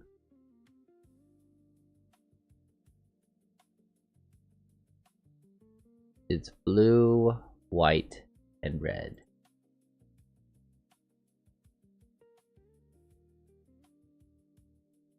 There we go. Yeah. Yeah. Yeah. It's taking place here. In Paris. Well, let me write it. Here. We'll just use this instead. 26. And then let's lower lower this to... Again, I like blue. Paris. E A R I S. Paris. Alright, so going back to it, it is taking place here in Paris with 2,000 players, 25 different tournaments in 7 weeks, 200 clubs, and a $75 million prize pool. It's kind of a bit of money. Now, what else stands out from it? Well, let's go over some more stuff. Okay, I gotta right click. So if I right click, yeah, I've learned, guys. I've learned. Okay, so do another text box. So I've learned how to use. So what we're gonna talk about now is so we got the what it is, stuff like that. Let's talk about the keys and the trophies, clubs and trophies. Let's do it.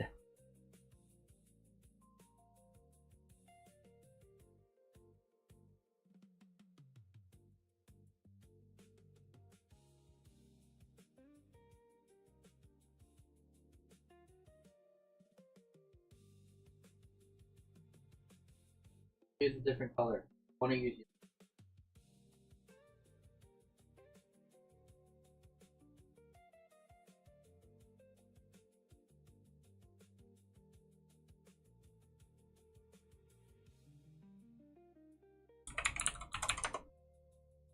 Just had to make sure I was spelling trophy right.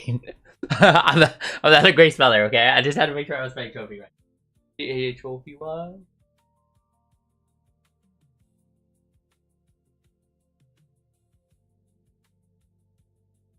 Alright, so clubs and trophies. Let's go over that. It's pretty simple. Here I'll draw me a box.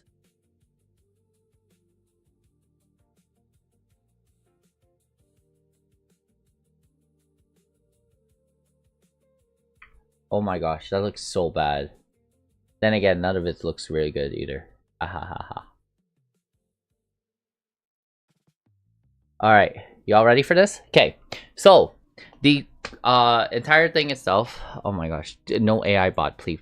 I don't care about AIs. No AI bots. Alright, so the entire thing itself has its own clubs and trophy system. Let's go over what a club is, y'all. Okay, come on. There we go. Alright, so let's go over what a club is. So this is a club. Not that. Come on.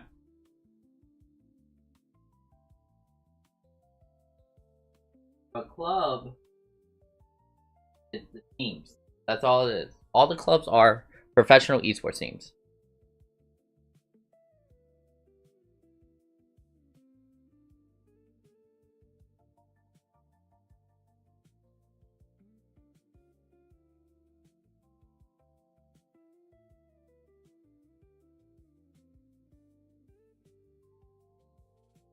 So they are like, why is that so small? Alright, so they're like professional esports teams, alright? And then a professional esports team, if you need Harry Potter terminology,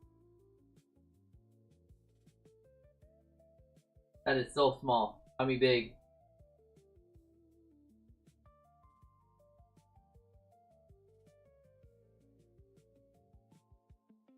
It'd be equal to Hogwarts schools? Hogwarts classes? Hogwarts houses. Hogwarts houses. That's what you call it. They're similar to Hogwarts houses.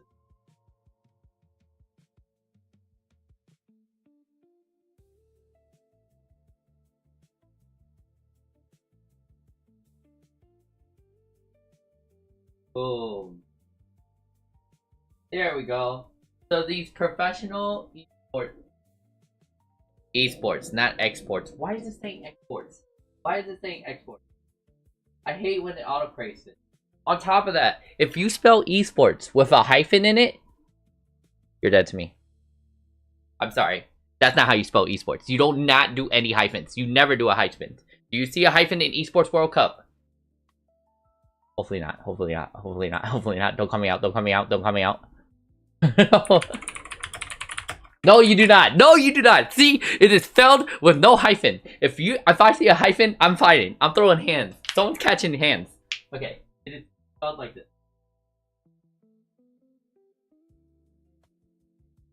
Perfect.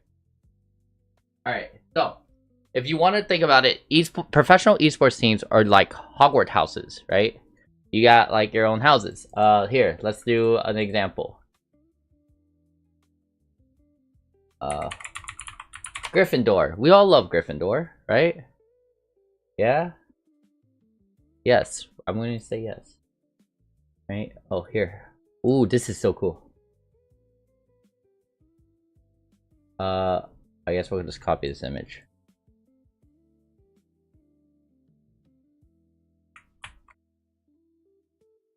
Oh my gosh, why is this huge? Minimize this.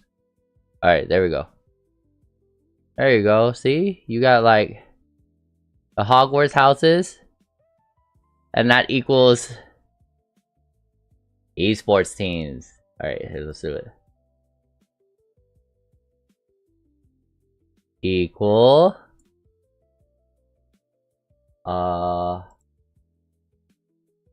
esports World Cup teams. Or clubs, I should be calling it. Well, we call it clubs.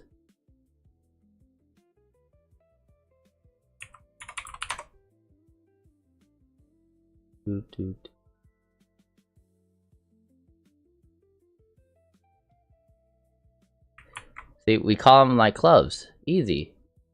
Hello? Where'd it go? There we go. See, there we go.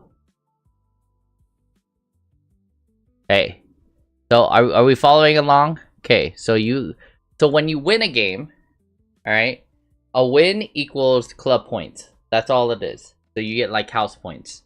So if you remember in the season where Harry Potter was first joining Gryffindor, and when he first got into Hogwarts, he was trying to like he was like in what do you call it? Sorry, it was Sorcering Hat. There you go. The Sorcering Hat was sorting him into a certain house. That certain house of the Sorcering Hats are just the clubs trying to get players onto their team.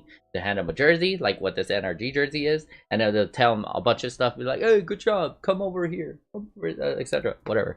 But yes, that is what a house and a club is at the EWC. The one thing about this is pretty simple. Is that the people who are getting recruited on these teams, they obviously get a free paid trip over there. What else did they get? They not only get a free trip, they get like parts of the prize pool. I think goes directly towards them, but it also goes to the club, of course, because it has to. You know, that's how esports teams make money and stuff like that, and notoriety, all that. And then yeah, so they get a free trip to Paris. They do a bunch of things, and yeah, again, every win or placement equals house points. Good? Yes? So winning is good. Win or placement equal house points. Alright? Winning good. Who's that?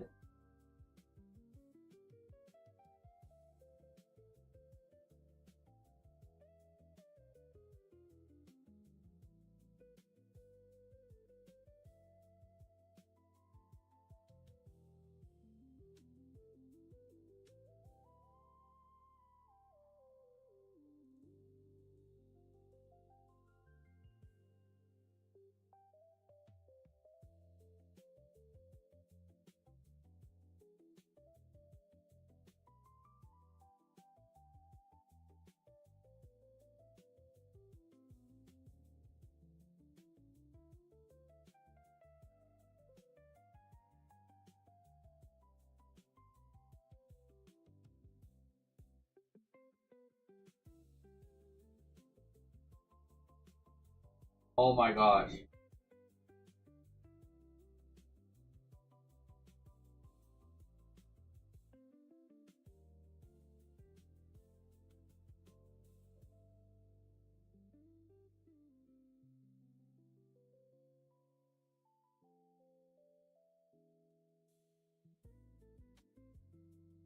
One in red. Who's bad?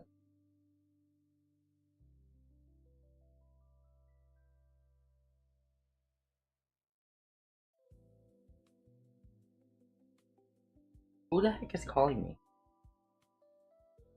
I've been getting calls this entire morning. Hello, hi, ugly Fumonka. Funi Monica. There we go. That's what we say. Yeah, hello, hi.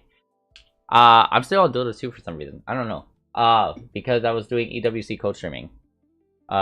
We should be doing just chatting.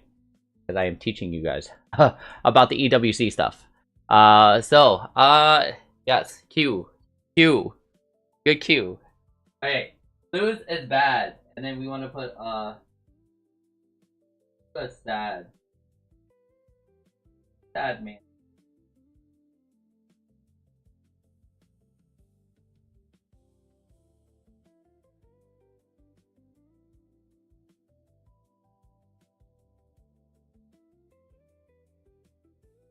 Okay, losing is bad. You guys saw that? Good. We see that. Great. Alright, let's do some more education. Okay.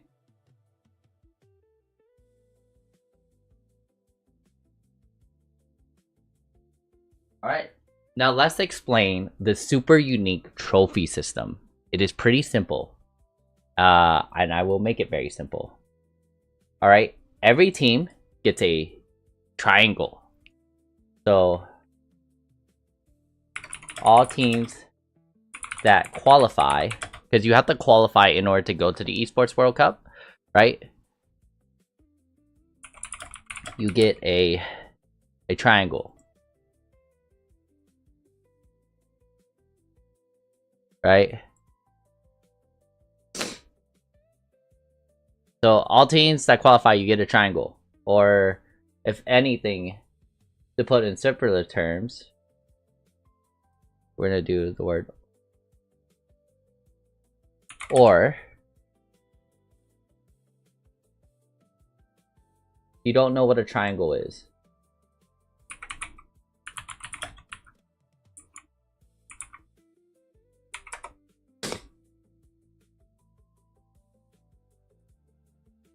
Alright, for those who don't know what a triangle is, I got you.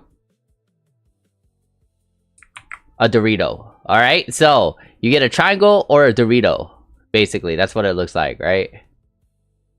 And what you do is, when you win,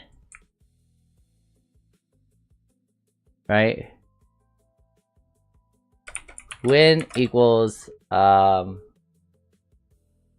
it equals, like, good Dorito, or like Dorito triangle, triangle in plate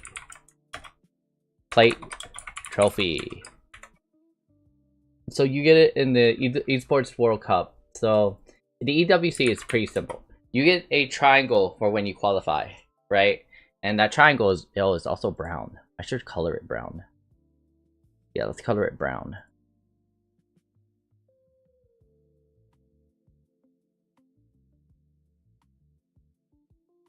Alright. There you go. And then you get to put it in the plate of a trophy. So, as soon as the matches are done, and you're done with your games, you get to place it in your trophy, which is a shape of a plate, and it's pretty cool. Right? There we go. This works. Copy the image. Just put that. There you go.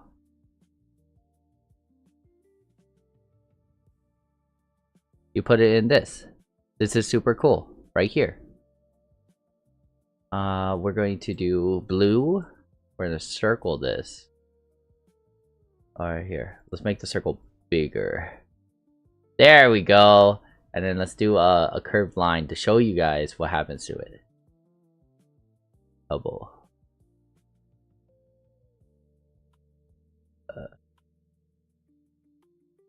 There you go.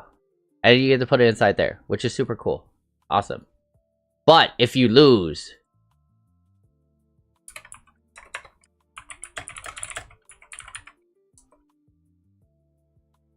they crush you.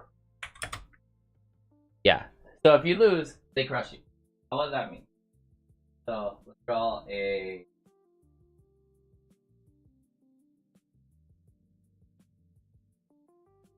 Oh, okay. It's too small.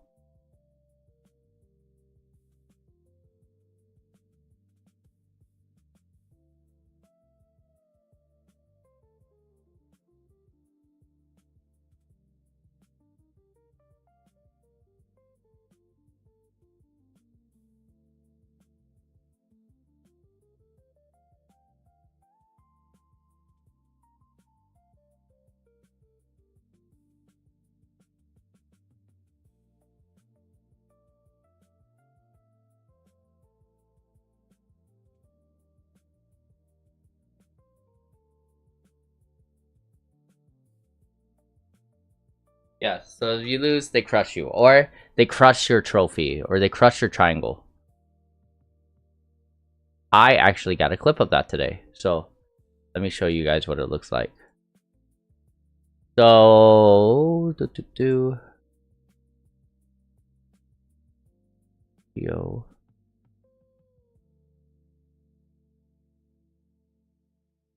Alright. Here's the crush. They do something like this. Oh, come on. Come on. Okay, well. Oh, is it content? Do I go to my content? Sorry, y'all. There we go. Boom.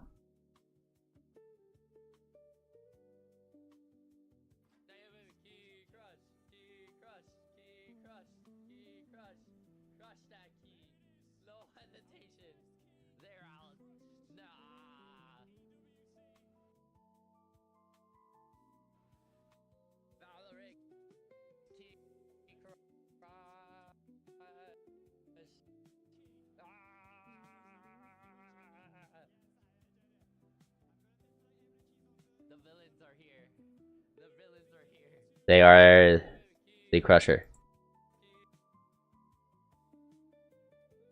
So, let me get a screenshot of this too. We're gonna make sure everyone gets this. I'm gonna send this to the co-stream clash people.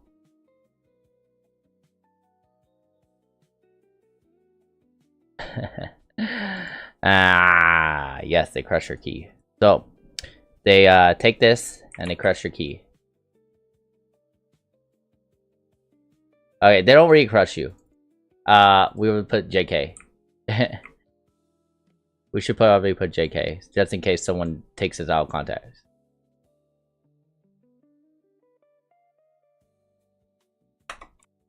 JK.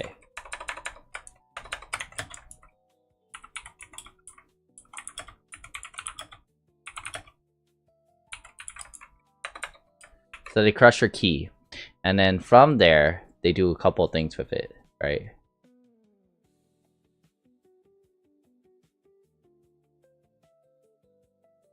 Where is club trophy? One more big thing too. The Esports World Cup gives you a club trophy if you get the most points.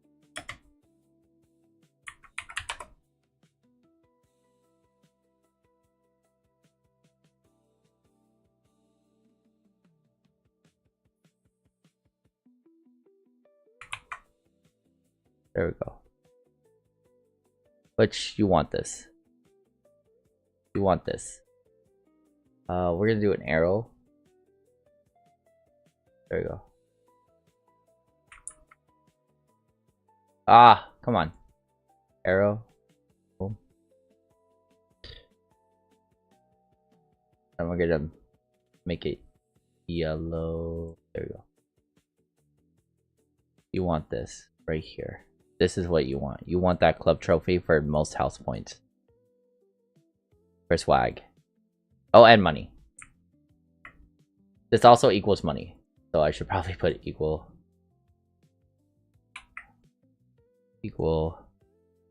money.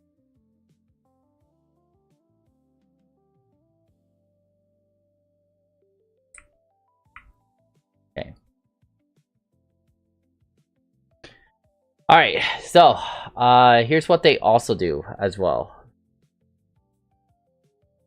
Which is pretty simple. They take your key and then they also they take your key basically and they smush it and then they put it into the trophy on the bottom here. Because on the bottom here, oh, you don't see it. Ooh, I guess I need to get you guys a better trophy. EWC trophy. And then for any keys that are crushed, they'll take that trophy and then they'll do like a glass engraving. There we go. This looks way better. This is way better, y'all.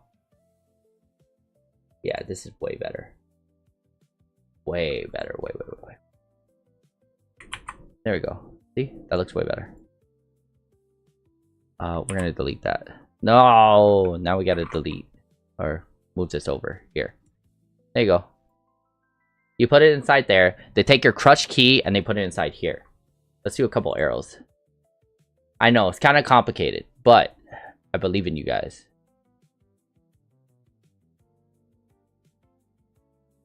There we go. And then the crush key.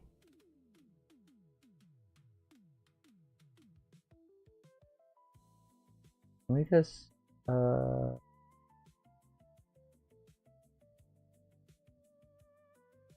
make it thicker. There we go. For the crush key, they'll also take your crush key and they'll put it on the bottom. Or the winning teams can select what they want. Right? Which teams that they want that they crushed into that key. Which is super cool. Right? The one thing is I also gotta explain the amazing totem or the blackboard. Totem EWC. This is the final thing about the clubs and trophies that what you should know about.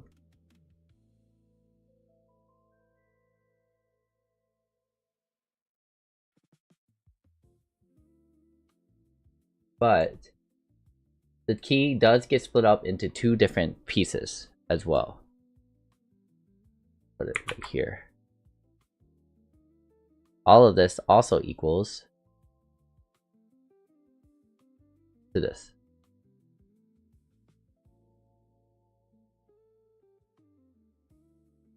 So we're gonna do a plus sign here. Plus. So we also gonna equal to that. So the key also goes into this too. The triangle gets split up. So there's two different triangles. There's the outer triangle, right? Which is the keys team. So say the team's names and stuff like that. And then there's an inner triangle, which is where you put it inside the plate itself. Hopefully that makes sense for you guys. I know there's a lot, but I'm trying to like really dilute it down for you guys. Right? And then you get to put it inside here, and they'll have the names and whatever of any winner that has basically won the Esports World Cup stuff.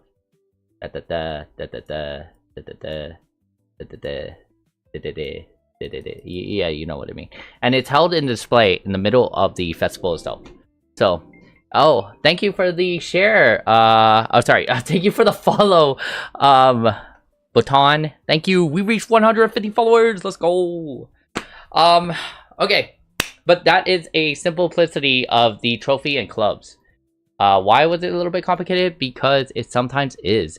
They did make it super unique though. So one thing is that when people play against each other, they don't recognize the losers. Why does this matter?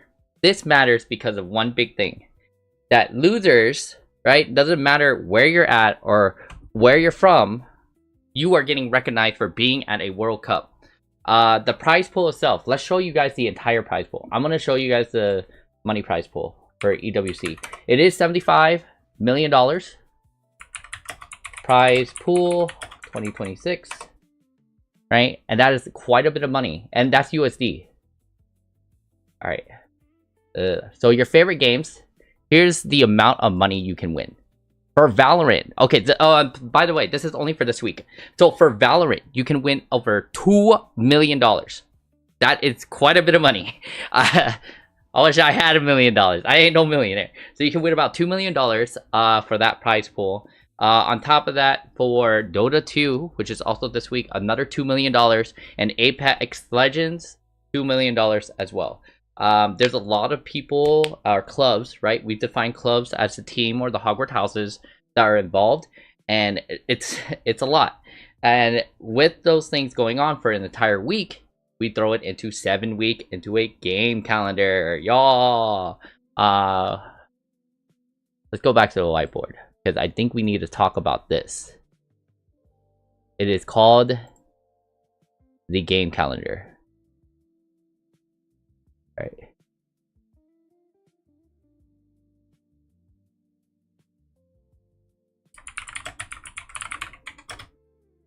I'm gonna be doing it super simply. Why? Because I'm kind of lazy, if you know what I mean. Plus, they've already done it for me. Oh, basically, this is the game content calendar that they have. Super simple, super chill, super easy.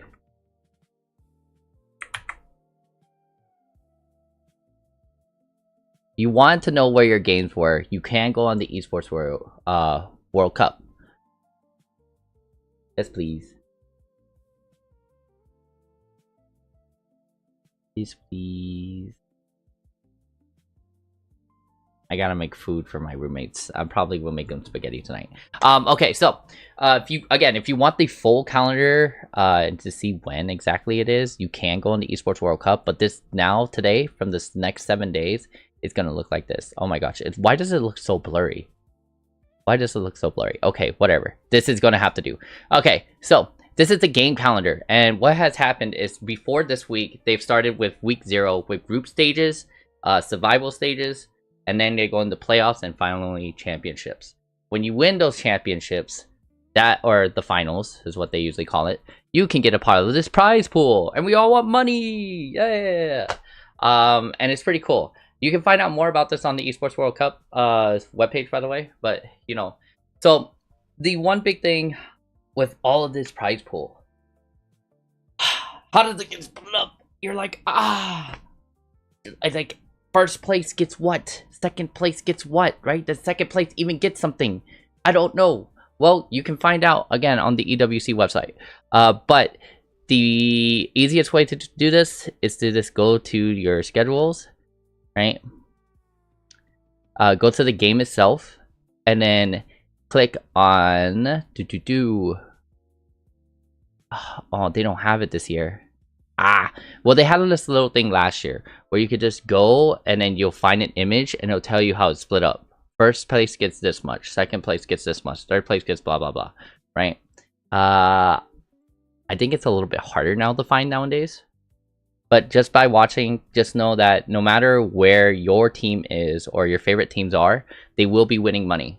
They'll get recognized, they'll be winning money. And then the biggest thing about the Esports World Cup, again, is all the brands and partnerships. And the excitement from the fans. So you guys truly make it really exciting for what it is.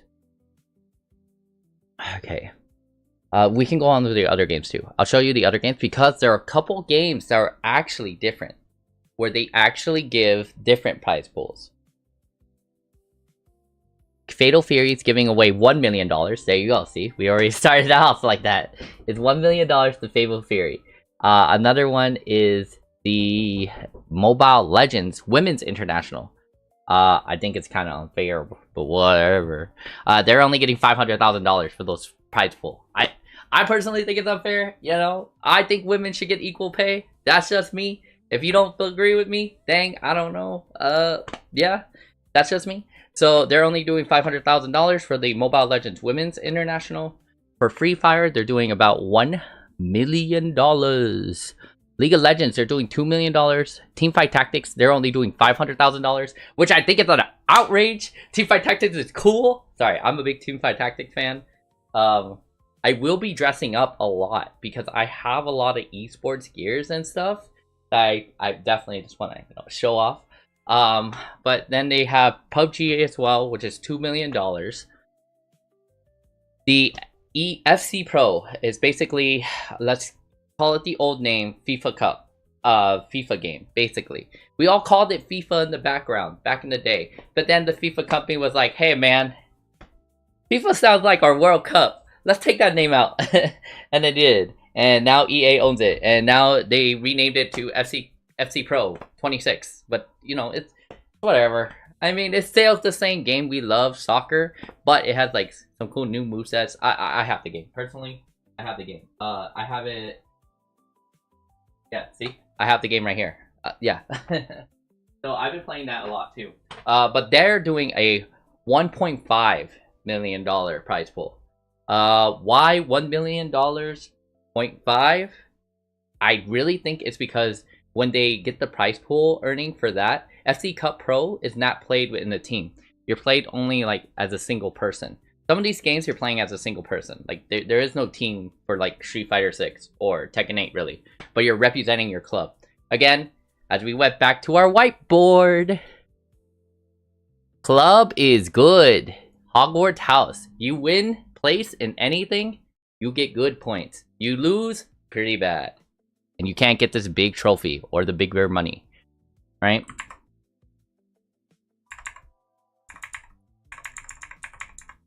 Okay, going back to it. $3 million for the Mobile Legends Mid-Season Cup.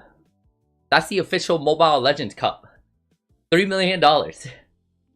That is the most money I've said in this entire listing of all the games. It's $3 million. You have heard right. 3 mil for Mobile Legends. And that is not the women's one, right? That is not the women's one. That is the one has, it is majority male, but it has the one with the most like major people who are actually in the season 4 Mobile Legends. Again, you know, you could have just tossed 150 or 500,000 and been like, you know, women's, let's do 1 million. I don't know. I don't make the rules. I definitely don't make the rules. Okay, Street Fighter is $1 million. And then in Overwatch, that's right, Overwatch is back. It's still alive. Overwatch 1, not 2. Yeah, we don't call it Overwatch 2 anymore. They changed their name anyways. But Overwatch is $1 million.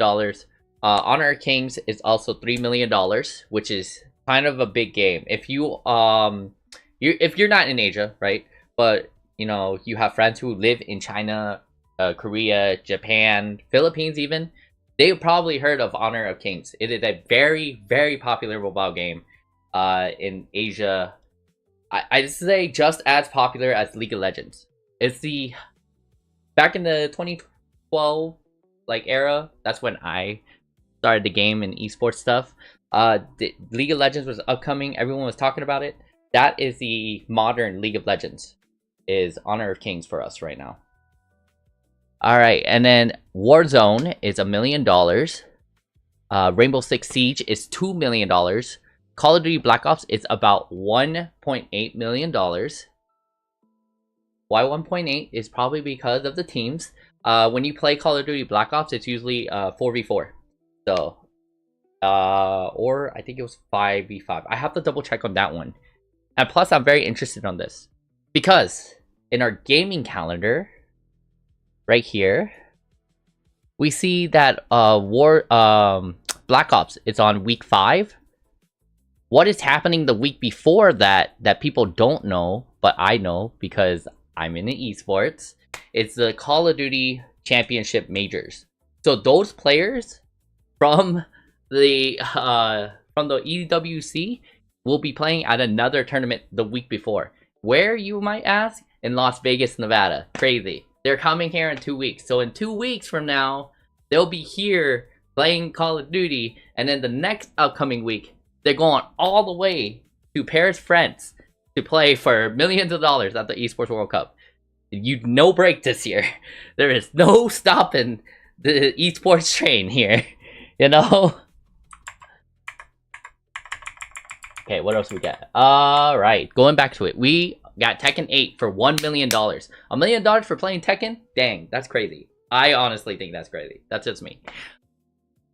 And then we have PUBG Mobile World Cup for $3 million. PUBG is kind of weird. They have it into like 2 weeks, but they don't call it PUBG Battleground or PUBG Mobile. It's kind of weird. If you have played PUBG from the very OG days after Arma, right? Because Arma was the original game that created the Battle Royales. This is before Fortnite. PUBG came out, and PUBG was on the computer. So they have a week where you play PUBG on the computer, and it's the Battle Royale version of it. And then there's another one, which is the mobile version as well. The mobile version, yes, they do Battle Royale version type style on that one. It's just different. The gameplays are way different. They split it up. So the console and the mobile is split up. So pretty big. And I think they're splitting up that price pool as well. They probably are splitting up the price pool. Then we have chess. Chess is for $1.5 million. That's right. You can play chess now and win up to $1,500,000. Over $1 million. Crazy. Carl Magnuson.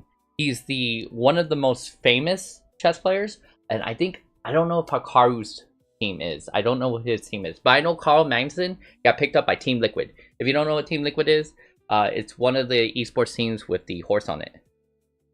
We have Rocket League as well, which is $1 million. I think this one is also very interesting because Rocket League, I think the next 2 weeks or a month before, it should be in August. Yeah, and it will be August, September. It will be 1 month before the actual championship series of Rocket League as well. So it is a no pause esports season where you go into World Cup and then into all your championship cups. And the one thing I love about explaining about all of this, and politics aside, all right, let's not be weird. I'm gonna pull the Almo card. I love everyone. I love everything. Besides from the Esports World Cup, like funding and stuff like that, I'm only following this for the biggest reasons is to help promote the other games and the games themselves. The games themselves is what I'm here for. I mean, I think it's what we're all here for. It's just for the video games. And we want to see our favorite teams and our favorite players, or start to learn about favorite teams and players for us to get ready for the World Cup seasons, the World Championship seasons, right? Again, aside from EWC, they have their own esports ecosystems, and they're strong. This is just one place that they're bringing it all together for some additional stuff. And you get to learn a little bit more about them, learn their lore. It's our pre-season before the actual major season of everything. But yes, Rocket League's very interesting. It's going to be 1 month before their RLCS Rocket League Championship Series taking place in, I think it was Arlington, Texas. But I gotta double check on the name of the city, but it is in Texas.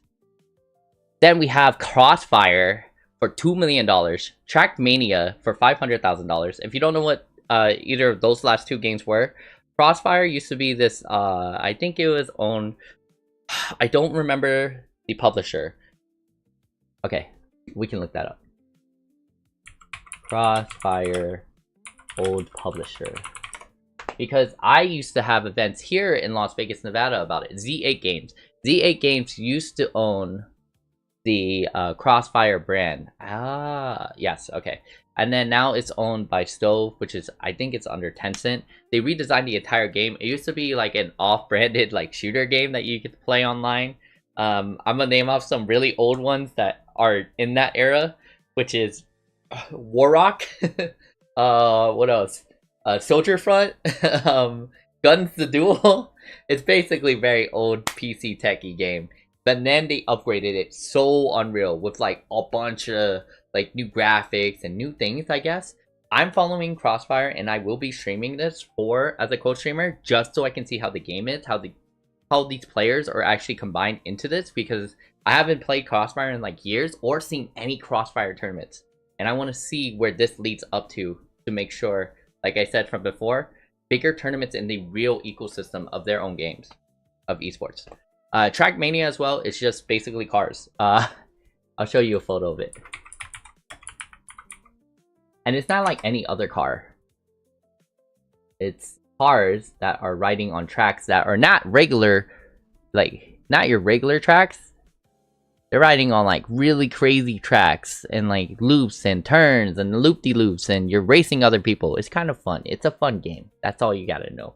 And if you haven't played it, you should try it. And then of course, we have to end off week 7 with the biggest games ever, which is Counter-Strike 2 for $2 million. One of the OG, like just as much as Dota 2 is, OG esports competitions, and everyone's probably gonna watch that. I'm gonna love watching that. And Fortnite, of course. You can't get away from Fortnite. Actually, this is a weird one. It's Fortnite Reload. So, you guys remember how Fortnite came out? They had a Battle Royale. Everyone was like, I want to play Fortnite. It's Battle Royale, yeah. This is completely different. Reload is a completely different series. It has you either playing in first person or third person with no building. Crazy. And those were the games that are equal to that prize pool. The 75 mil comes from what, though? You're asking. It is coming... Where is it?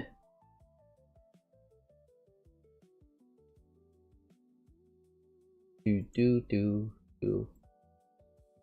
hopefully I'm not like... I'm not like spewing a lot of information to you guys, like, too much. I know how it can be to learn all this. It's kind of confusing. I could post a photo of this on my story too. Where is it? EWC Club Prizing Pool 2026. It's been a little bit harder to find things off the website. They used back in 2025 when I was following it. It was so much easier to follow. I guess we're gonna use one of our partners, which is one of their partners, which is it's a verified source. If you're new to esports, always try to find this website. This website is called Liquidpedia. Liquidpedia is an official esports tracker and website thing. They get a lot of their good informations. Where is their club prize pool? There we go. So these are the club prize pools. Like, if you remember, y'all, you know, you join a club and you qualify and then you win trophy. After you win points, you get trophy, you get money. Easy. And the club points are, first place gets $7 million. That's kind of big. Second place gets $500 million. $5 million. Third place gets $4 million. Fourth place gets $3 million. Fifth place gets $2 million. Sixth place gets $1,400,000 or 1.4 mil. And seventh place gets a weird number. A weird number, which I think is just to make it all even. 1.550? Like $1 million, 150,000. It's kind of crazy. Then eighth place gets $950,000, and then it goes ninth place $800,000, $650,000, and it goes so on and so on. The lowest amount of money you can get is $100,000, and I'm gonna tell you this: $100,000 is life changing. So, if anything, don't look at 100,000 as being like the lowest as anything.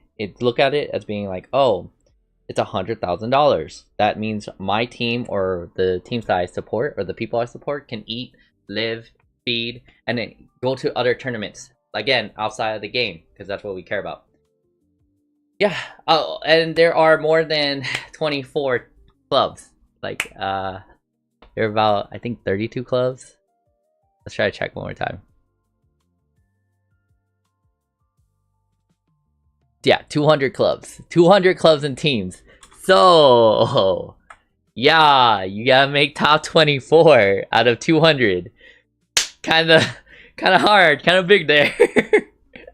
There are games with co-placements. Co-placements are basically where you can get if you placed in the same basically the same level, like if there are ties, right?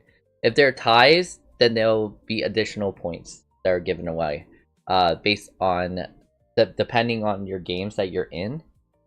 You'll get either more points or lower points. So it's a whole structure system.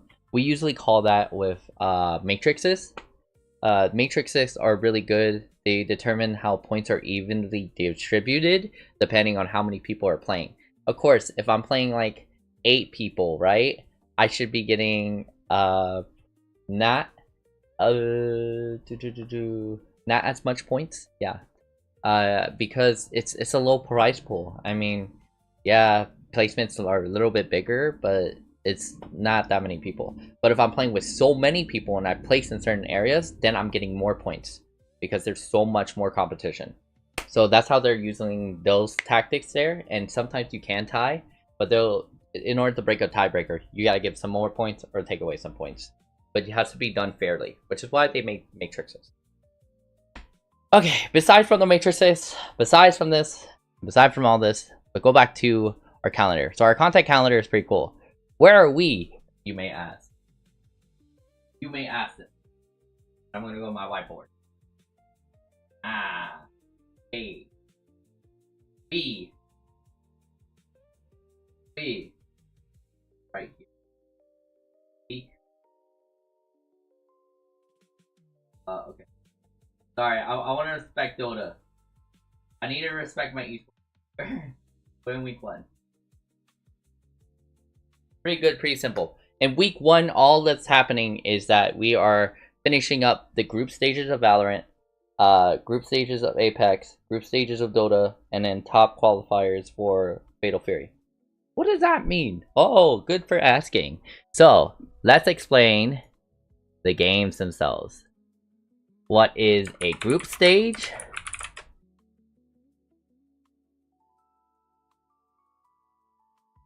What is a survival stage? And then finally, what is a finals? So, what is a group stage? You may be asking. People play together in groups. And groups to get points. So people are playing together in groups to get points and to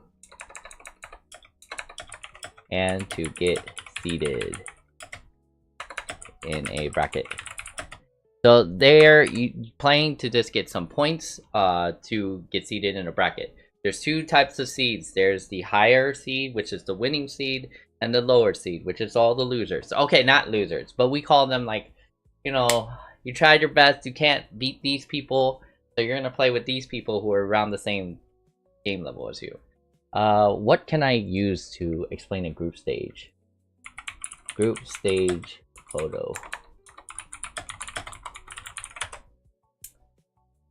Ah, I got it. Ah, haha. Here's the best way to describe it.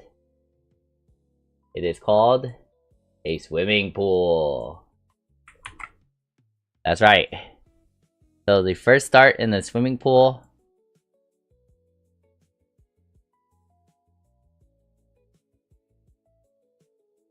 Oh wait, 1 second. Is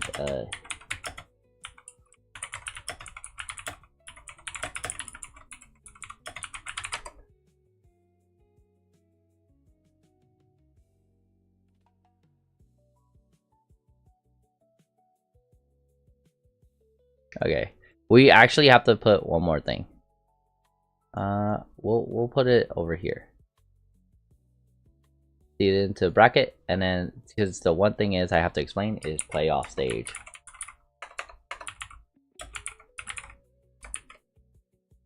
So, group stage is people play together in groups and they play in the seeded bracket, which is like a swimming pool. We're gonna call this pool. Blue. Oh, 1 second. Hello. I'm so sorry.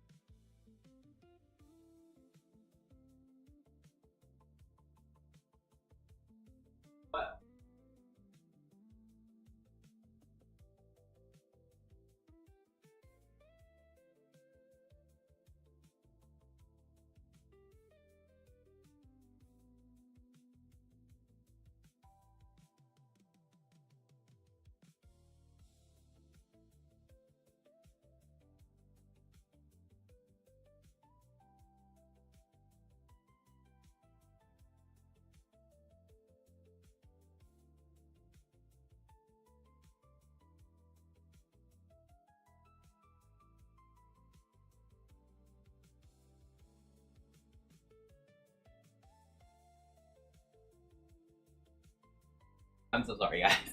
Alright. I have to eat. I have to get food. I have so many phone calls too. Jesus. Okay, come on. Alright, we're gonna try to wrap up the session real fast. We're gonna finish my yap session real quick. Alright, guys. I promise you, it'll be quick. It'll be fast. Alright, so we're gonna wear this too. So, what is a pool? Basically, everyone plays in a group stage, which is the pool, and they try to get out. So your goal is to try to get out.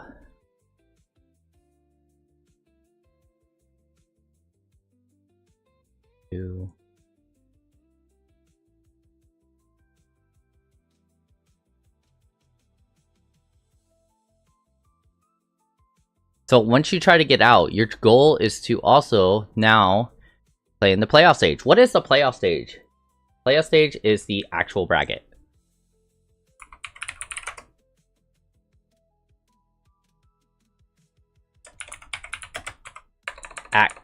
Actual bracket. Yeah. Actual bracket. We lose keys here. Yes, that's right. This is a spot where we lose keys. So you lose your keys here. You never seen a bracket? Bracket small. Oh my gosh. Tournament. Alright.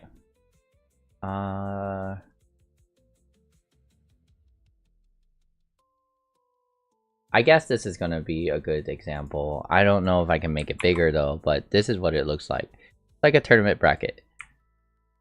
This is what it looks like. And this is where you want to go to finally arrive in finals. Oh, there we go. So you want to arrive here into finals. Why is there a dog up here? I don't know. Okay, well, it took me like a while to actually explain this. Alright, so after then, you'll go in the finals. And what is finals? That's when the championship series is. That's your we win Super Bowl.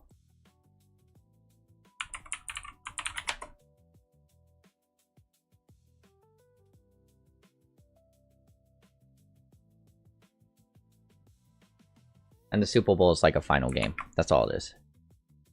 That's your Super Bowl. And that's where you can determine who wins.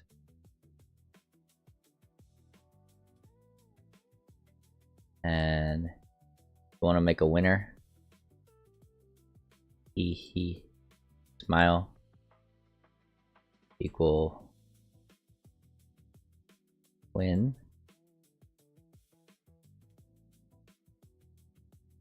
Sad equals lose.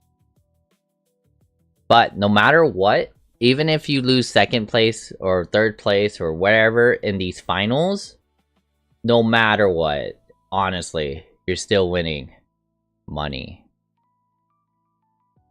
Because as you saw, there's $75 million. And it doesn't matter if you lose. What matters is that you make it and place in the best way you can. Again, the money helps out. The money is just going to help out with traveling to other countries and doing other things, or even, heck, making sure that there's more players on that team, or that they can feed the people that you love on those teams. So, that's it. Now, there's one more big thing I have to let you know. What is a survival stage? And you may be asking, huh? What? I'm going to solve that with you.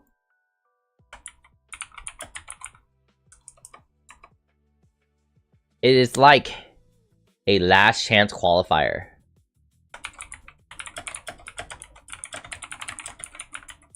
Oh. Last chance qualifier. I am really bad at spelling. So, it is similar to a last chance qualifier. Which means final chance to enter the playoffs. Let's fold this. That's right. Oh no. No, I just wanted to make that word big. Whatever. Okay. Here, we'll make it red. Alright, that's your final chance to enter the playoffs. So, final chance. We're gonna see what this looks. Okay, sweet. Scratchy. I don't know what a scratchy is. I literally don't know what a scratchy is.